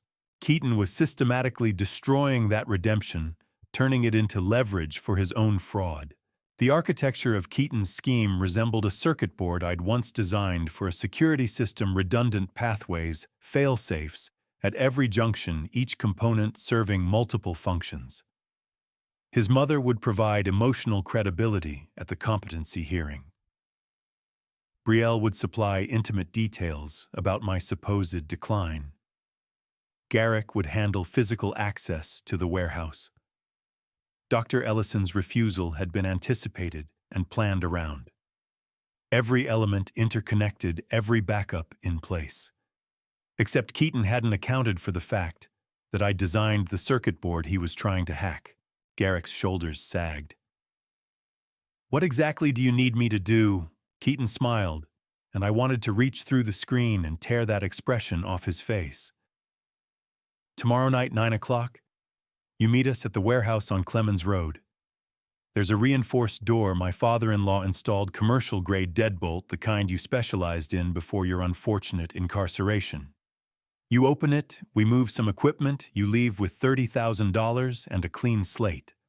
Moving equipment." Garrick's voice was flat. "That's your story. That's the truth." Keaton's lie was so smooth, it almost sounded genuine. "The old man's hoarding valuable assets. His daughter, my wife, has power of attorney. We're legally entitled to secure those assets before he does something dangerous. You're helping prevent a tragedy, really." The rationalization was masterful. Keaton had convinced himself he was the hero of this story, that defrauding a 68-year-old man out of a $2.4 million trust was somehow justified by gambling debts and wounded pride. Garrick reached for the money slowly, each movement weighted with defeat. "I need your word that recording gets deleted. So, you have it." Keaton's word, I knew from Lucian's investigation, was worth exactly nothing. 9 o'clock tomorrow night. Bring your tools. Wear dark clothes. This'll be the easiest 10 grand an hour you've ever made. After Keaton left, I watched Garrick sink onto his workbench stool, head in his hands, $30,000 in cash beside him, like a monument to compromise. The surveillance feed captured 3 seconds of absolute silence. No movement, no sound, just a 58-year-old man measuring the distance between the life he'd tried to build and the one he couldn't escape. Those 3 seconds contained more defeat than his entire 3-year prison sentence. My phone rang at 6:17 that evening. Brielle's number. I let it ring twice before answering, knowing this was reconnaissance, knowing every word I said would be reported back to Keaton. "Hi, sweetheart." I kept my voice warm, casual, the father who suspected nothing. Dad. I was thinking about stopping by tomorrow evening. Around 8:30. Her voice carried false brightness that shredded my heart. "I could bring dinner. We haven't spent enough time together since Mom passed." She was confirming I'd be home. She was establishing my location for the exact hour when Keaton would be breaking into my warehouse. She was ensuring their plan would proceed without interference. My daughter, who I'd taught to ride a bicycle, who I'd walked down the aisle, who I'd trusted with every vulnerable part of my heart, was setting me up for the final phase of her husband's fraud. That sounds wonderful," I said, and meant it in ways she couldn't imagine. 8:30 tomorrow. I'll be here." After we hung up, I sat in my truck watching the surveillance feeds, watching Sheriff Dalton Vane position his deputies, watching Odessa Quinn finalize the legal documentation that would spring the trap in 24 hours. The question that haunted me wasn't whether I'd witness my daughter's arrest tomorrow night. The question was whether I'd be able to watch her face when she realized I'd known all along, when she understood that every reconnaissance call, every concerned visit, every tender lie had been recorded, documented, and prepared for presentation to a judge. 24 hours remained, and I still hadn't decided if a father's love required witnessing his daughter's destruction or sparing himself the memory of that moment. I drove to Tobin Ashford's fishing cabin 20 miles north of Lake Geneva at 8 Friday night with an overnight bag and a strategy that required me to be legally documented as sleeping somewhere else when my daughter committed breaking and entering 4 hours later. The decision had crystallized during that reconnaissance call with Brielle. A father's love didn't require choosing between witnessing and absence. It required engineering a solution where I could be both legally innocent and physically present 20 miles away on camera, and 200 yards away in reality. Tobin Ashford, a 73-year-old retired postal worker and my fishing companion for 15 years, owned a cabin with security cameras and the kind of unquestioning loyalty that let me establish an alibi without explaining why I needed one. He met me at the door with 2 beers and a chessboard asked no questions, and we settled into comfortable silence. Sheriff Dalton Vane arrived at 10 o'clock, exactly as we'd arranged. His patrol car appeared in the driveway, visible on the cabin's exterior security camera that time-stamped every frame. Dalton stepped inside, uniform crisp. "Evening, Alaric." "Tobin." "Sheriff." I raised my beer bottle. "Everything all right?" Just checking in." His eyes held mine for 3 seconds. "Security camera confirms you're here at 10 p.m. Friday. When they break in, you'll be documented 20 miles away." "When do your deputies move into position?" "Midnight. 4 inside the warehouse, 2 outside. Complete radio silence until you give the signal." Dalton glanced at Tobin, who was studying his chess pieces with deliberate focus. "You staying here all night?" "That's the plan," I said, and watched him note the answer for his eventual report. After Dalton left, Tobin moved his bishop and said quietly, "Whatever you're doing, I hope it's worth it. It's not about worth, it's about necessary." At 11:15, I told Tobin I was turning in early.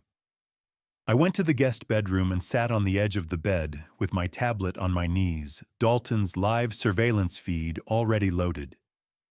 My formal vest and tie hung on the chair beside me, the closest thing to ceremony I could offer from 20 miles away. At 12:40, Dalton's text confirmed deputies in position. I sat in Tobin's guest bedroom and watched the arrest happen on a 4-inch screen the same way I had watched everything else, not from the center of the action, but from the place that kept the evidence clean.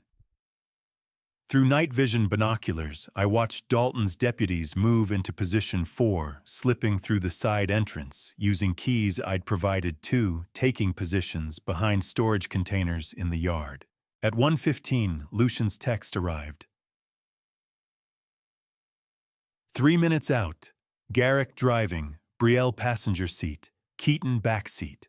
My hands shook. I set down the binoculars, breathed slowly, picked them back up. Headlights appeared at 1:18. Garrick's truck pulled into the driveway and killed the engine. 3 doors opened. 3 figures emerged carrying flashlights.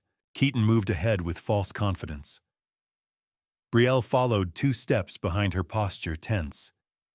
Garrick brought up the rear, carrying his locksmith's case like a burden. They approached the warehouse door, and Garrick aimed his flashlight at the lock. He froze. "This is a Medico Grade 3. Garrick's voice carried in the still night air. "This is bank-grade security. Why does an old warehouse have commercial-level locks?" My chest tightened. Garrick knew. His professional instincts had recognized what Keaton's arrogance had missed, that no senile elderly man installs $2,000 deadbolts on deteriorating storage buildings. Senile old man bought expensive equipment. Keaton's dismissal was sharp. He probably doesn't even remember installing it. Just open it.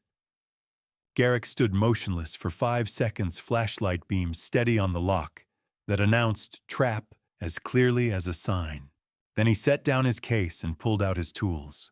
$30,000 and a blackmail recording had just overridden 15 years of hard-won professional caution. Brielle turned away from the door. "I'll cut the power from the back." 2 minutes, watching Brielle walk toward the power switch through night vision surveillance. I understood that cutting electricity to commit theft against her father was not the betrayal itself, but the physical manifestation of a choice she made weeks ago when Keaton first asked, and she said yes instead of calling to warn me. She rounded the corner of the warehouse. Disappeared from view. Reappeared near the electrical panel mounted on the back wall. Her hand reached for the main breaker. I thought about calling out thought, about giving her one final chance to stop thought, about the 8-year-old girl who'd sat on my shoulders at the county fair and the 38-year-old woman about to commit felony breaking and entering. She pulled the breaker down. The warehouse lights died, plunging the building into darkness that she believed was cover, but was actually the signal Sheriff Dalton's deputies had been waiting for to activate infrared night vision and assume tactical positions around the interior. I stood 200 yards away, watching 3 flashlight beams approach the door, and I realized that in less than 5 minutes, my daughter would be in handcuffs unless one of them recognized the trap and ran. But Garrick was blackmailed, Keaton was desperate, and Brielle had already chosen her side. Garrick's tools scraped against the Medeco cylinder. The lock clicked open. The door swung inward. 3 flashlight beams entered the warehouse, illuminating the bolted safe in the center of the room, the safe that contained carefully arranged fake documents, and one final piece of evidence that would transform this arrest from legal necessity into something unforgivable. What I didn't know yet was that opening that safe would reveal something I had placed there myself the morning before. A photograph of Celestine on our wedding day, and a handwritten note I'd written to Brielle that began with words I had never expected to need. If you are reading this inside my warehouse at 2 in the morning, then I want you to know I love you anyway, and your mother would ask you to come home. The warehouse door broke open at 2 a.m. exactly, with a crack that echoed across the frozen lake, and through my night vision binoculars, 200 yards away, I watched Garrick Thorne step through first, followed by Keaton pushing Brielle ahead of him like a human shield. 3 flashlight beams swept across the interior, illuminating dust particles suspended in frigid air. The warehouse had been empty for 18 months, except for the safe I'd moved to the center 3 weeks ago, and the 6 sheriff's deputies who'd been positioned in darkness since midnight. Keaton tore down the federal warning signs I'd posted on the interior walls, signs declaring the building under investigation for financial crimes, signs that would have given any reasonable person cause to retreat. He crumpled them and shoved them in his pocket, eliminating what he believed was evidence of my paranoia. There it is. Keaton's flashlight beam landed on the antique safe. Right where the old man said he kept everything valuable. Start drilling. Garrick approached the safe, slowly setting down his tool bag, with the careful movements of someone who knew he was committing a felony. This is a Chubb manifold mechanism from the 1940s. It'll take at least 20 minutes. Well, then get started. Keaton's voice carried the sharp edge of desperation poorly disguised as authority. Brielle hadn't spoken since entering. Her flashlight beam wandered across the walls, across the ceiling, across shadows that might have hidden watchers if she'd known to look for the telltale signs of surveillance equipment. I'll watch from outside. Her voice was barely audible. Someone needs to see if anyone comes. She walked back toward the door, and I realized she was positioning herself for escape, the last thread of self-preservation, pulling her away from the center of the crime. Garrick pulled out his drill and began working on the safe mechanism. The high-pitched whine filled the warehouse, drowning out the sound of 6 deputies breathing in darkness, watching through infrared night vision that rendered the criminals as bright orange figures against cold blue backgrounds. Every word they'd spoken had been captured by hidden microphones. Every movement recorded by cameras positioned in rafters and wall panels. The federal warning signs Keaton had destroyed were replicas. The originals were already logged as evidence of obstruction. Through night vision binoculars, I watched my daughter stand guard outside while her husband committed felony burglary inside, and I understood that every parent imagines the moment they realize their child has become someone they don't recognize, but nothing prepares you for watching it happen in real time, with 6 armed deputies waiting for your signal to destroy what remains of your family. The drill screamed against metal. Garrick worked methodically, his professional training evident in the precision of each adjustment. Keaton paced behind him, flashlight beam jerking across walls with each nervous pivot. How much longer? Keaton's voice rose above the drill noise. 15 minutes, maybe 12 if the tumblers are worn. Work faster. Garrick didn't respond, just kept drilling. The sound created a rhythm, 3 seconds of high-pitched contact, 2 seconds of adjustment repeat. I counted the cycles, 47, 48. At 2:23 a.m., Garrick stopped abruptly. What? Keaton's flashlight beam swung toward him. Why'd you stop? I hear something in the walls. Garrick's voice was tight. We should leave. It's an old building. It's just the wind or the pipes. Finish the job. Garrick hesitated. His body language screaming flight instinct, $30,000, battling against survival instinct. Listen to me. Keaton moved closer, and his voice dropped, but the hidden microphones captured every word with perfect clarity. If anything happens, this was Brielle's idea. She wanted her father's money. She suggested it first. I'm just helping my wife. The words hung in the cold air like smoke. What? Garrick's drill lowered slightly. I'm just saying for the record, this was all her plan from the beginning. She's the one who knew about the trust and the warehouse and everything. I'm just here because she asked me to help her family. Keaton's words blaming Brielle traveled through hidden microphones into recording devices that would play them back in courtrooms and depositions for years, but they traveled faster through thin warehouse walls into Brielle's ears, and I realized that some betrayals are engineered by elaborate traps, while others are simply spoken aloud by cowards who panic when they hear sounds in walls. Outside, visible through the open doorway in my night vision field, Brielle's body went rigid. She'd heard every word. Her flashlight beam, which had been sweeping the perimeter in steady arcs, froze, pointing at the ground. For 3 seconds, she didn't move. Then her hand came up to her mouth, pressing against her lips, as if trying to hold in a sound that might escape. Inside, Garrick had returned to drilling. The noise resumed louder now as he pushed harder against worn tumblers. Keaton stood behind him, breathing visible relief at having spoken his prepared betrayal aloud, creating what he believed was distance between himself and criminal culpability. He'd just confessed to conspiracy on a federal recording while attempting to frame his wife. Brielle leaned against the warehouse exterior wall, with both hands pressed flat against the metal siding, as if trying to hold herself upright. Her shoulders shook with silent sobs.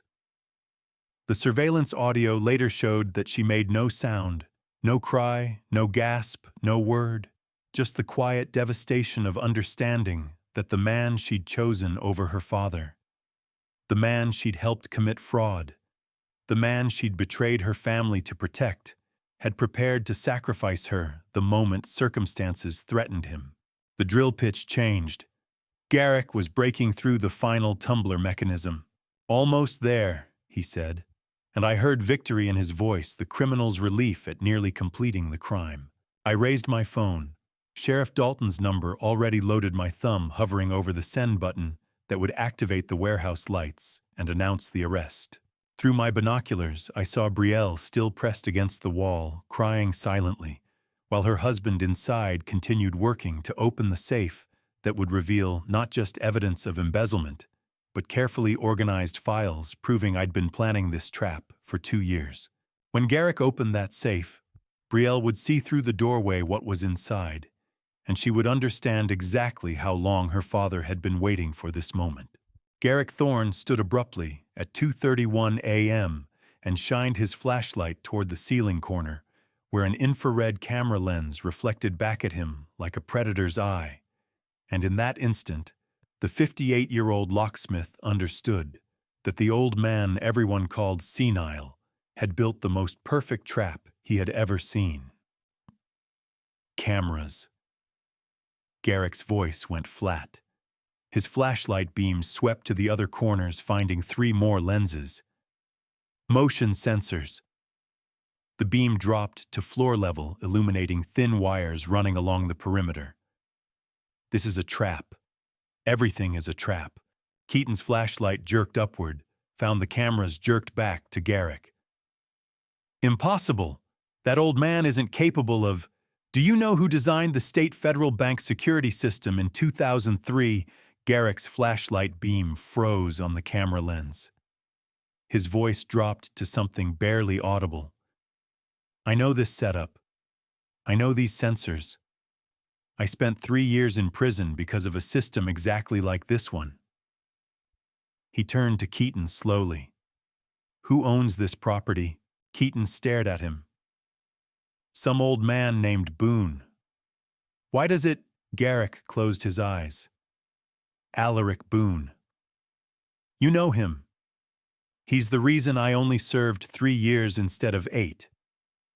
Garrick set his drill down on the concrete floor with the careful movement of someone surrendering. He wrote a letter to my judge. The warehouse held its breath. Even the wind outside seemed to pause. You're paranoid. But Keaton's voice cracked. He's senile. The doctor said, there are no doctors.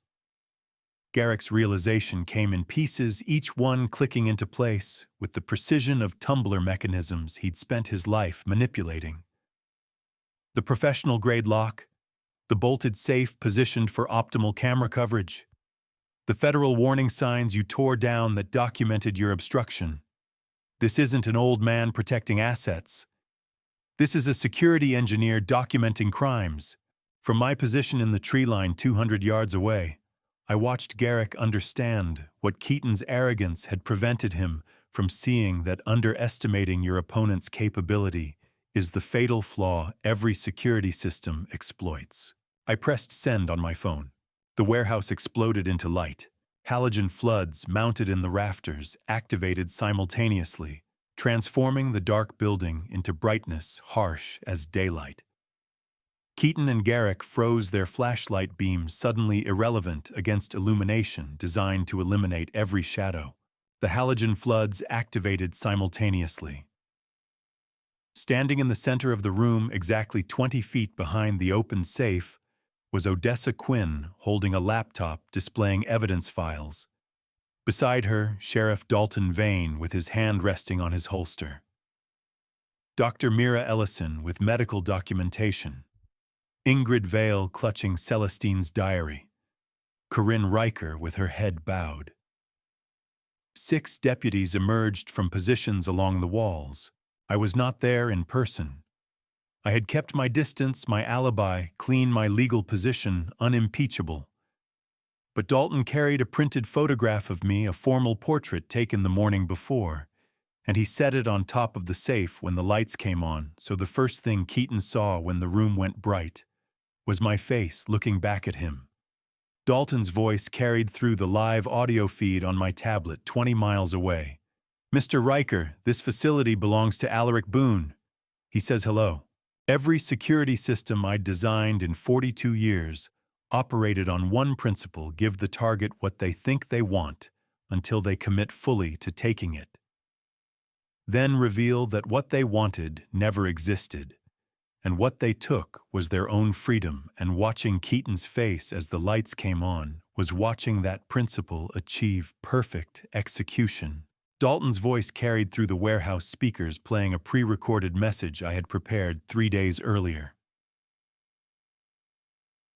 I've been a security systems engineer for 42 years. I've never installed a system without full documentation. I've never installed a system without full documentation. On the wall behind me, a television screen activated playing surveillance footage in split-screen format. Keaton meeting with the fake neurologist at the coffee shop. Garrick accepting $30,000 in his garage. Brielle making reconnaissance calls from her kitchen. Corinne practicing her testimony about my supposed decline. Audio recordings played through mounted speakers. Isolde's phone call. Keaton pressuring Brielle, his statement 20 minutes ago, blaming his wife for planning the theft. This is entrapment. Keaton found his voice finally. You can't. You broke into legally posted federal trust property. I didn't raise my voice. Didn't need to. Recording devices captured your statement that this was Brielle's idea. The only person entrapped here is my daughter by your cowardice. Odessa turned her laptop screen to show financial records, every withdrawal from the trust, every forged signature, every fraudulent document traced back through 3 years of planning. Garrick had gone perfectly still, his locksmith tools hanging forgotten in his hands. "The safe," Keaton said desperately. "You put money in there. You baited us. Look at what's in the safe, Keaton." Garrick had opened it during my speech, and now its contents were visible in the harsh light. No cash, no bonds, no valuable documents. Just a framed photograph of Celestine from our wedding day, fake patent copies worth nothing, and a handwritten note addressed to Brielle in my own handwriting. The exit twist landed with the weight of 3 years planning. I'd never intended to protect assets, only to create an irresistible target that would force Keaton to commit documented federal crimes with every witness necessary for his complete destruction. There was never any money here," I said quietly. "Just evidence that you'd attempt to steal from a trust specifically designed to disinherit anyone who challenged it. You didn't break into a warehouse, Keaton. You walked into documentation.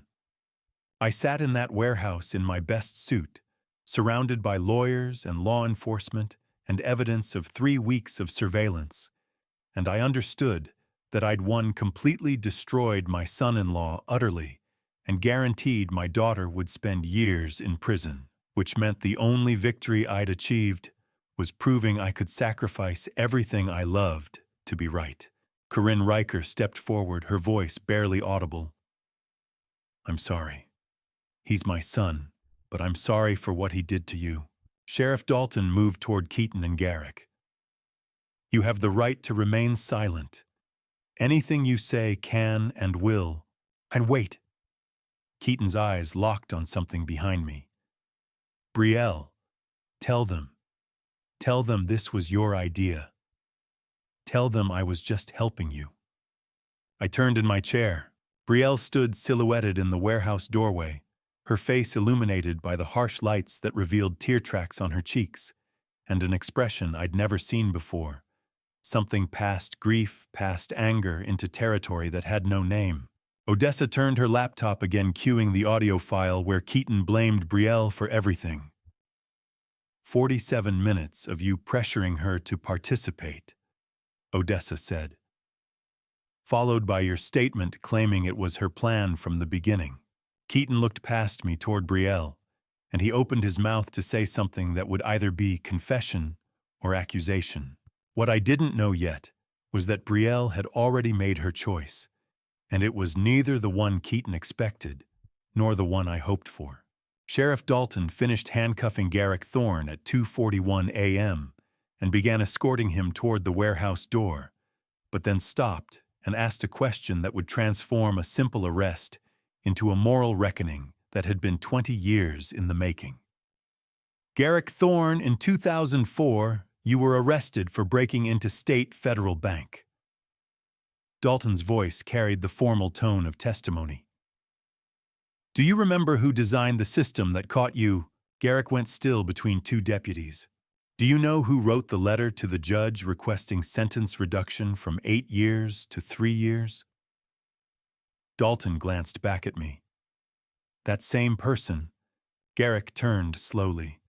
His eyes found mine across 20 feet of concrete floor. I nodded once. For 5 seconds, Garrick stood absolutely motionless. His face cycled through confusion, then recognition, then something that might have been understanding. Not gratitude, I'd never wanted that, but acknowledgement that the man who'd built the trap that caught him had also argued for his reduced sentence. Wyatt Garrick's voice was barely audible. "Because catching people and believing they deserve second chances aren't contradictory," I said. "You served your time. You tried to rebuild. That mattered." Garrick looked at me for 3 more seconds, then allowed the deputies to lead him toward the door. He looked back once before stepping into the December darkness, and in that glance I saw what I'd hoped for 20 years ago, recognition that mercy can exist alongside justice. The deputies guided him into a patrol car. The door closed with a sound like a safe locking. What does it mean to show mercy to the people you catch when catching people is what you do for a living? And how do you reconcile spending 42 years designing traps with spending just as many years writing letters, asking judges to be lenient to the people who walked into them? I'd never found a satisfactory answer. I'd only found the action itself, the designing and the letter writing, existing side by side, neither canceling the other. Keaton sat handcuffed on the warehouse floor, his back against the wall. His expensive jacket was torn at the shoulder from when he'd tried to run and been tackled. "Do you know anything about hardship?" Keaton's voice rose, desperate. "Being unable to pay debts. You're sitting on money while we sink." I crossed the warehouse floor and sat on the concrete beside him, my suit pants getting dusty. "I know," I said quietly. "I paid your $47,000 gambling debt 6 years ago. Anonymous. Because Celestine asked me to give you a chance." Keaton's mouth opened, closed. No sound emerged. "Oh, she saw something in you I couldn't see. She believed you'd use that clean slate to rebuild. That's why I paid it without telling anyone." The warehouse held absolute silence. "You..." Keaton's voice cracked. "Why didn't you..." "Because mercy doesn't come with conditions. And because announcing generosity transforms it into leverage. I gave you a clean slate. What you did with it was your choice." Keaton stared at the concrete floor between his knees. For the first time since I'd met him 9 years ago at Brielle's engagement dinner, he had no response. No manipulation. No excuse. Just silence that acknowledged what he'd done with the second chance my wife had begged me to give him. I stood slowly. "Dalton, take him away." 2 deputies lifted Keaton to his feet and guided him toward a separate patrol car. He didn't look back. Didn't try to speak again. Just walked into the night like a man who'd finally run out of words. I found Brielle outside the warehouse at 3:10 a.m., standing against the exterior wall in the exact spot where she'd cried silently while her husband betrayed her. She wasn't handcuffed yet. Sheriff Dalton had left her free while the others were processed, because she'd been outside during the actual break-in. "Did you know?" Her voice was flat. "From the beginning? From the night I saw you with the flashlight at the warehouse." She nodded slowly. "How long have you been planning this?" "Since Odessa showed me the forged power of attorney documents 3 weeks ago. But I've been watching since the night you helped him case the warehouse. I didn't know what else to do." Her words came out mechanical, rehearsed.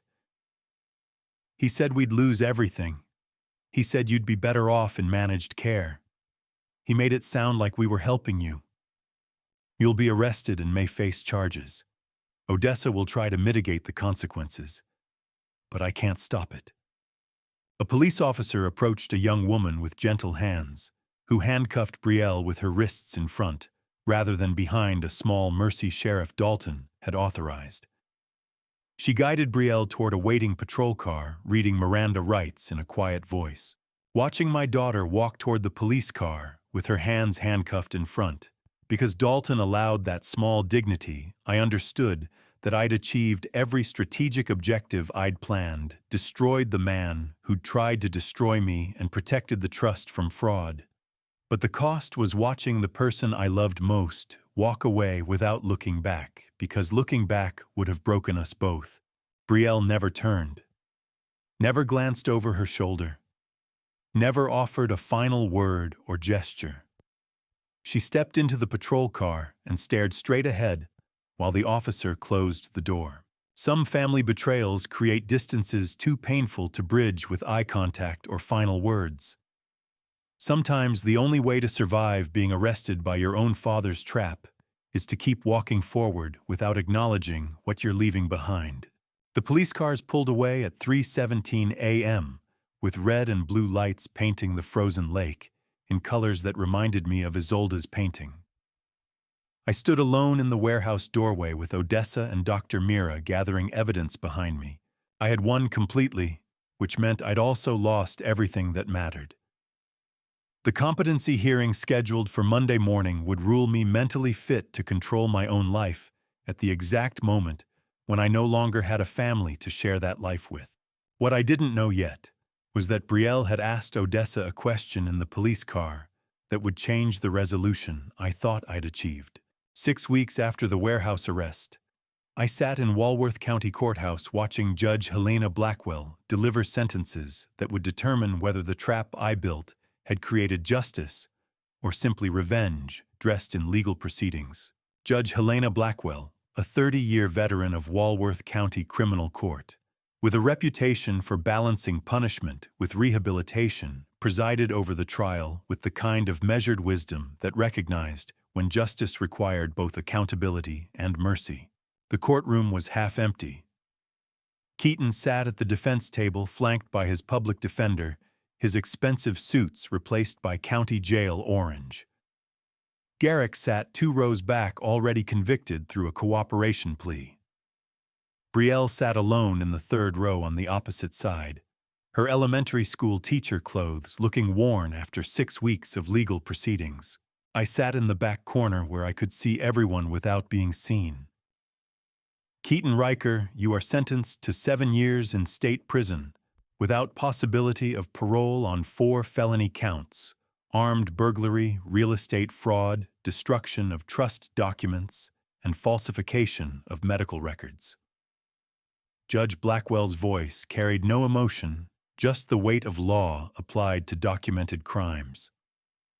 The court finds your actions demonstrated premeditation, exploitation of family relationships, and willingness to endanger a minor child through your association with loan shark operations.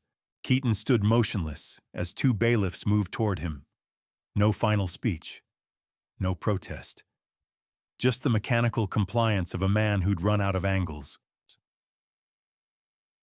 Garrick Thorne, your cooperation with law enforcement and testimony regarding coercion reduced your exposure significantly. Combined with letters from community members, including the victim, the court sentences you to 3 years with credit for time served and eligibility for work release after 18 months. Garrick nodded once, accepting the sentence that Odessa had negotiated after I'd told her I wouldn't object to leniency. Some people deserved second chances. Some people earned them through 20 years of trying. While Mercer Crowe was sentenced separately through federal court to 2 years for threatening a minor felony usury and interstate loan sharking operations. That case was prosecuted independently by the FBI. Then Judge Blackwell turned to Brielle.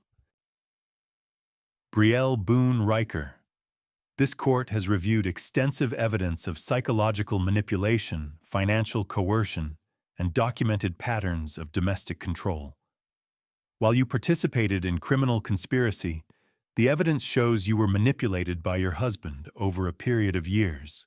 Given your cooperation, your lack of prior criminal history, and compelling testimony about the circumstances of your involvement, the court suspends your 18-month sentence.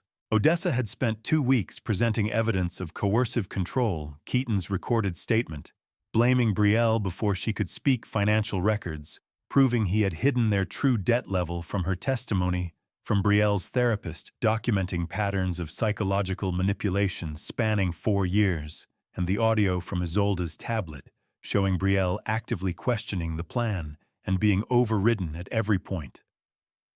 The suspended sentence was not leniency. It was the law recognizing that not every person standing at the warehouse door had arrived there freely. You will complete 200 hours of community service and serve 5 years supervised probation. Violation of probation terms will result in immediate incarceration. Brielle's shoulders shook. Her lawyer touched her arm gently. When the judge said 18 months suspended with probation, I felt something I hadn't allowed myself to feel since the warehouse arrest relief that the trap I'd built had caught my daughter, but that Odessa had found a door I didn't know existed, a way for Brielle to walk out not destroyed, but accountable. And I understood that justice without mercy is just revenge with paperwork. As the courtroom emptied, Brielle and I passed each other in the aisle. Our eyes met for the first time since the arrest. This time she didn't look away. Neither did I. No words. Just 3 seconds of acknowledgement that we'd both survived something that should have destroyed us completely. Outside, Odessa found me on the courthouse steps. She didn't look away this time. That's something. It's something, I agreed.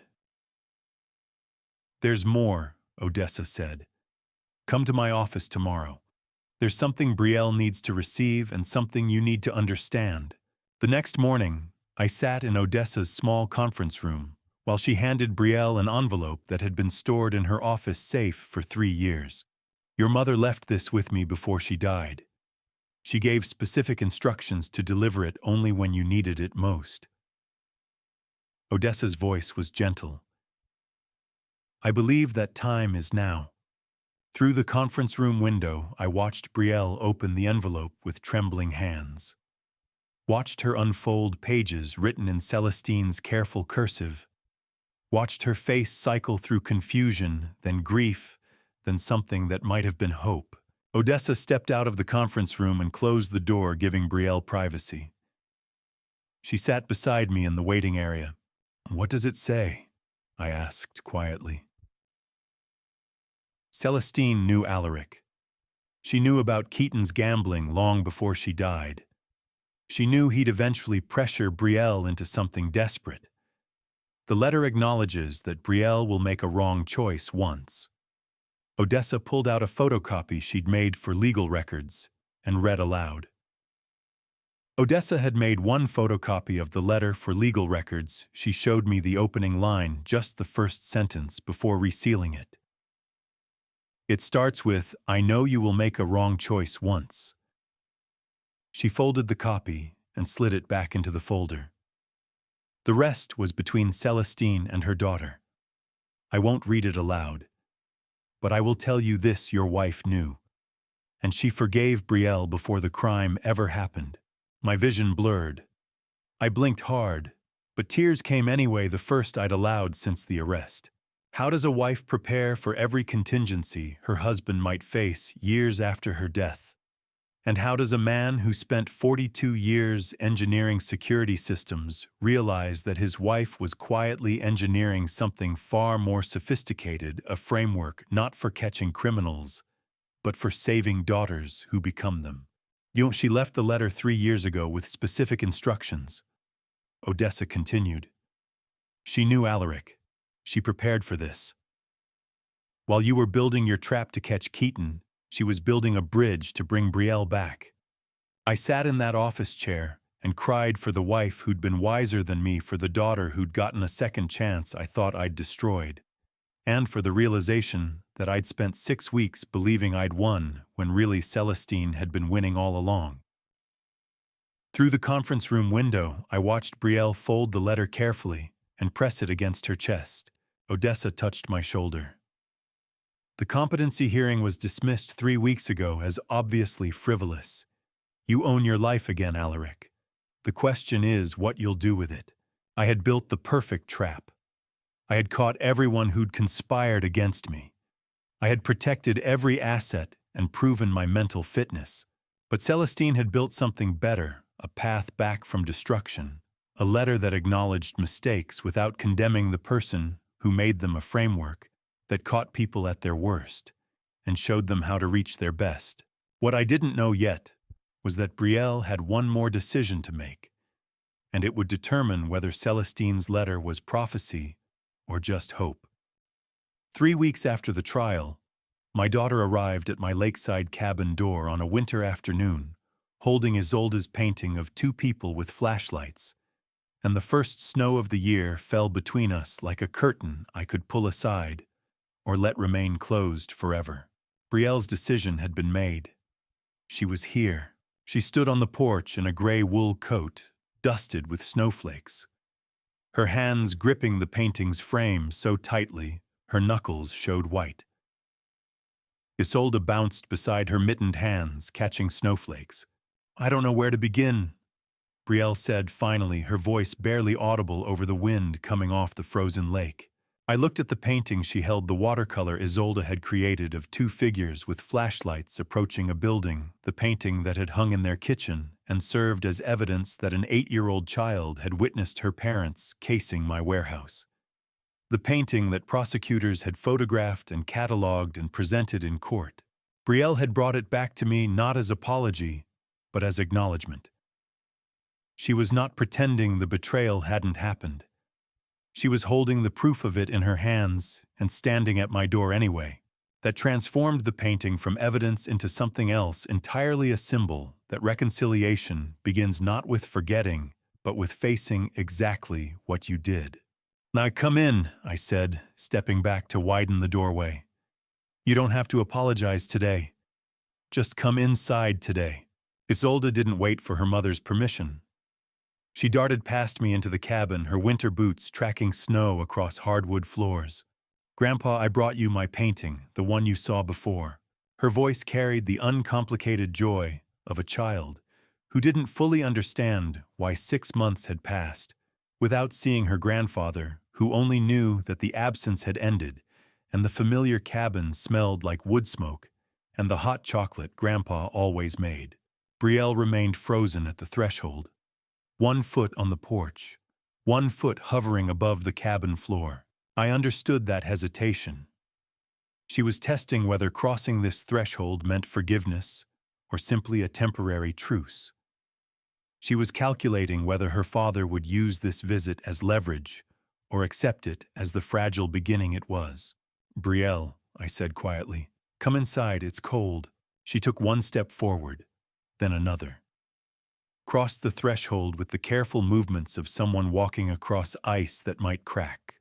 Watching Brielle stand at my threshold, unable to enter or retreat, I understood that reconciliation is not a door you walk through once, but a threshold you stand on, repeatedly testing your weight on floorboards that groan under the burden of what you did and what was done to you. And some days, the only victory is not stepping back outside into the snow. Isolde had already found the hot chocolate supplies in the kitchen, dragging a chair to the counter to reach the cocoa powder. Brielle moved toward her daughter on autopilot, helping her reach the mugs, and I watched them work together in my kitchen as if the past 6 months were a gap they could bridge through the simple ritual of making hot drinks on a winter afternoon. My phone rang in my office. Lucian's name appeared on the screen. "I'll just be a moment," I told them and stepped into the adjacent room. "Alaric, final report." Lucian's voice carried the satisfaction of a man closing a case file. Mercer Crowe pleaded guilty. FBI closed the case. Keaton's former company withdrew their embezzlement lawsuit. He has no assets left to claim. The secret account under his mistress's name was frozen after she disappeared, and federal prosecutors are still tracking her. "Good, Shanti," I said, watching snow accumulate on the frozen lake through my office window.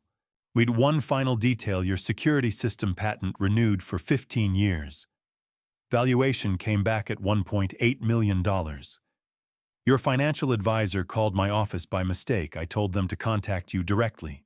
I stood very still, absorbing that information. For 6 months, I'd been fighting to protect a trust worth $2.4 million from a son-in-law who wanted to steal it. I'd built elaborate traps, documented every crime, sacrificed my relationship with my daughter to prevent the theft, and I'd been sitting on intellectual property worth nearly as much that had never been threatened at all.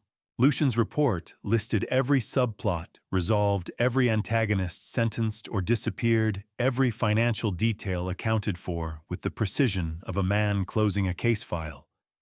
But what he couldn't quantify was whether I felt victorious or simply tired, whether protecting my assets justified destroying my family, whether being right was worth being alone until my daughter found courage to knock. "Thank you, Lucian, for everything. Send me your final invoice." "It's already sent. Take care of yourself, Alaric, and take care of that family you fought so hard to protect." After he hung up, I remained standing at the window. The patent revelation meant the financial threat had never been as existential as it appeared. Yes, losing the trust would have hurt. Yes, Keaton's fraud needed to be stopped. But I'd always had the patent. I'd always had the intellectual property that made me valuable to security companies and banks. The money Keaton tried to steal was important, but it wasn't survival. The real battle had been about principle. About refusing to be defrauded by a con artist who'd married into my family. About proving I wasn't the senile old man they'd tried to paint me as. And about whether justice mattered more than mercy. I walked back into the main room, where Brielle was helping Isolde add marshmallows to 3 mugs of hot chocolate. She'd made one for me without asking. "Thank you," I said, accepting the mug. We sat on the couch, facing the fireplace. Isolde between us, chattering about school and her art class and the snow. Brielle and I said almost nothing, but we were present in the same room, drinking the same hot chocolate, watching the same fire. It wasn't forgiveness yet. It was just presence. But presence was something. Later, after they'd left, and I sat alone watching the frozen lake turn silver in twilight, I understood that Celestine's letter had been right. Brielle was her father's daughter with strength in her blood, and that strength had brought her back across a threshold I thought I'd closed forever. The competency case was dismissed. The criminals were sentenced. The assets were protected. And my family was fractured, but beginning the slow process of healing. What I didn't know yet was whether I had the strength Celestine saw in me to forgive as completely as I had planned for justice. 4 months after the warehouse arrest, spring returned to Lake Geneva with the kind of gentle warmth that melts frozen things slowly, and my 8-year-old granddaughter Isolde announced that we should paint the warehouse yellow because it needed to look like sunshine instead of secrets. I had the strength Celestine saw in me. It took 4 months to discover it, but forgiveness arrived the same way spring did, gradually in small moments that accumulated, until one morning I woke and realized the ice had broken. The warehouse had served its purpose. After the trial, I'd revoked its legal designation as trust storage facility, and it stood empty except for Celestine's photograph and Isolde's painting mounted where Keaton had stood handcuffed. "Yellow looks like sunshine, Grandpa." Isolde held up a paint chip. "The warehouse needs sunshine." So we painted it on a March afternoon, when the temperature climbed above 50 degrees for the first time since November. Isolde wielded a small brush with more enthusiasm than precision, splattering yellow across her overalls and my work boots. "Grandpa, what was this warehouse for before?" I paused, considering how to answer. The truth was too complex. The simple answer felt more honest. To protect important things, and now to hold sunshine. She nodded satisfied, and returned to painting a section she could reach while standing on an overturned bucket. The structure that had represented my most sophisticated security engineering now represented choosing joy over control. The trap that caught criminals became a canvas for my granddaughter's vision of what healing looked like. Her laughter rang across the yard as paint dripped onto her hands. And I understood that sound was the clearest answer to why I'd fought so hard, not for money or justice, but for moments exactly like this one, where innocence could still exist beside the lake that had witnessed so much betrayal. That evening, Odessa appeared on my back porch, unannounced, carrying a thermos of tea and 2 cups. "I saw the yellow warehouse from the road," she said. "Isolde's idea, entirely hers." We sat in chairs that had become familiar over 6 months of legal consultations. But tonight, we didn't discuss evidence or depositions. We talked about Celestine, small memories, how she'd organize her herb garden by color rather than use, how she'd bought 2 of everything at estate sales because objects deserved companions. The Christmas she'd painted our bedroom ceiling with glow-in-the-dark stars. "She asked me one more thing," Odessa said finally as twilight settled. "Before she died. She asked me to ask you after everything settled if you needed a companion. Not a life partner, just someone to sit with you on the porch in evenings. I looked at Odessa in the fading light. 62 years old, widowed, 8 years trust and estate attorney, who'd spent 6 months helping me destroy my son-in-law and save my daughter. She thought of everything, I said. She loved you enough to prepare for this, for you winning but being alone, sitting on the porch with Odessa in comfortable silence. I understood that Celestine had planned not just for my survival or my victory, but for my loneliness, and she had loved me enough to arrange for someone to sit beside me in the quiet moments after everything fell apart and slowly reassembled itself into something different but still worth living. We stayed until the stars appeared, talking occasionally, silent more often, drinking tea that cooled as the night air turned crisp. When Odessa left, she squeezed my shoulder and said she'd bring better tea next time, and I understood that next time was already assumed. For the first time in 4 years, I would fall asleep not from exhaustion, but from peace. The next morning at 6:30, I sat in the same chair where this story began, drinking coffee and watching spring sunlight illuminate the yellow warehouse. The lake was calm, no fog, just clear water reflecting blue sky.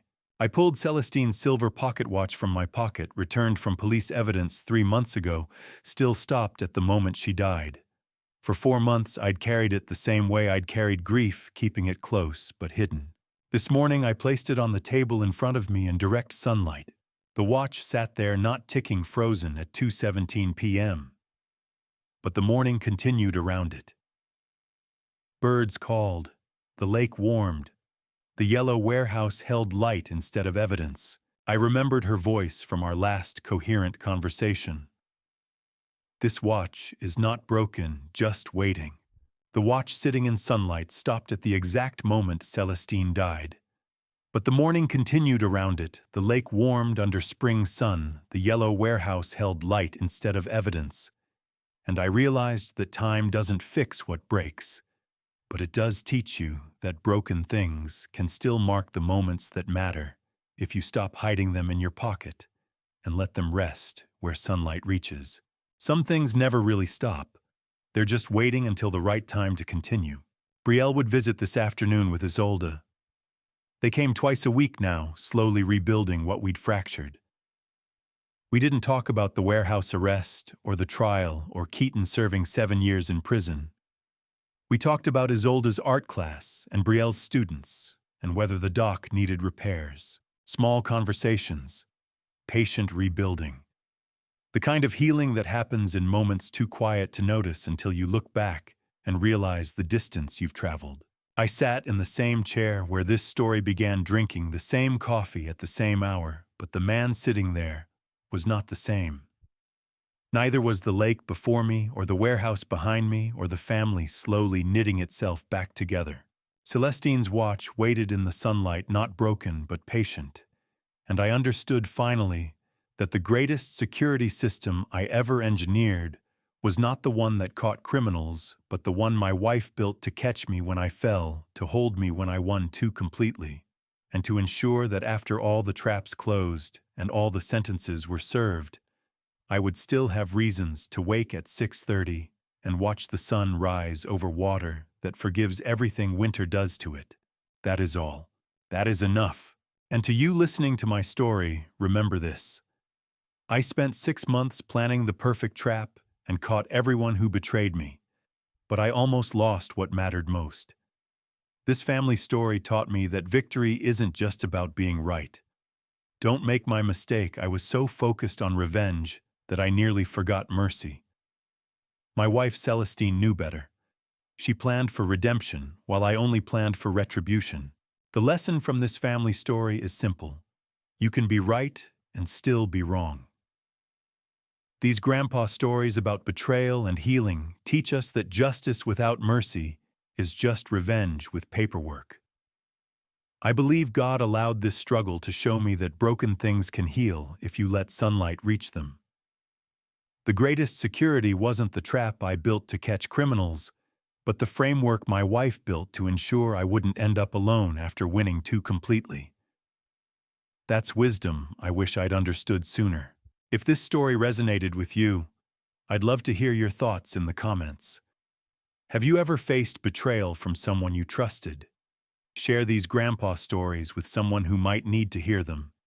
And if you enjoy real family stories about struggle and redemption, please subscribe to Dad's Revenge Stories. Your support helps me share more stories like this one. Thank you for staying until the very end. It means more than you know. One last reminder, some details in this story were adjusted for reflection and storytelling.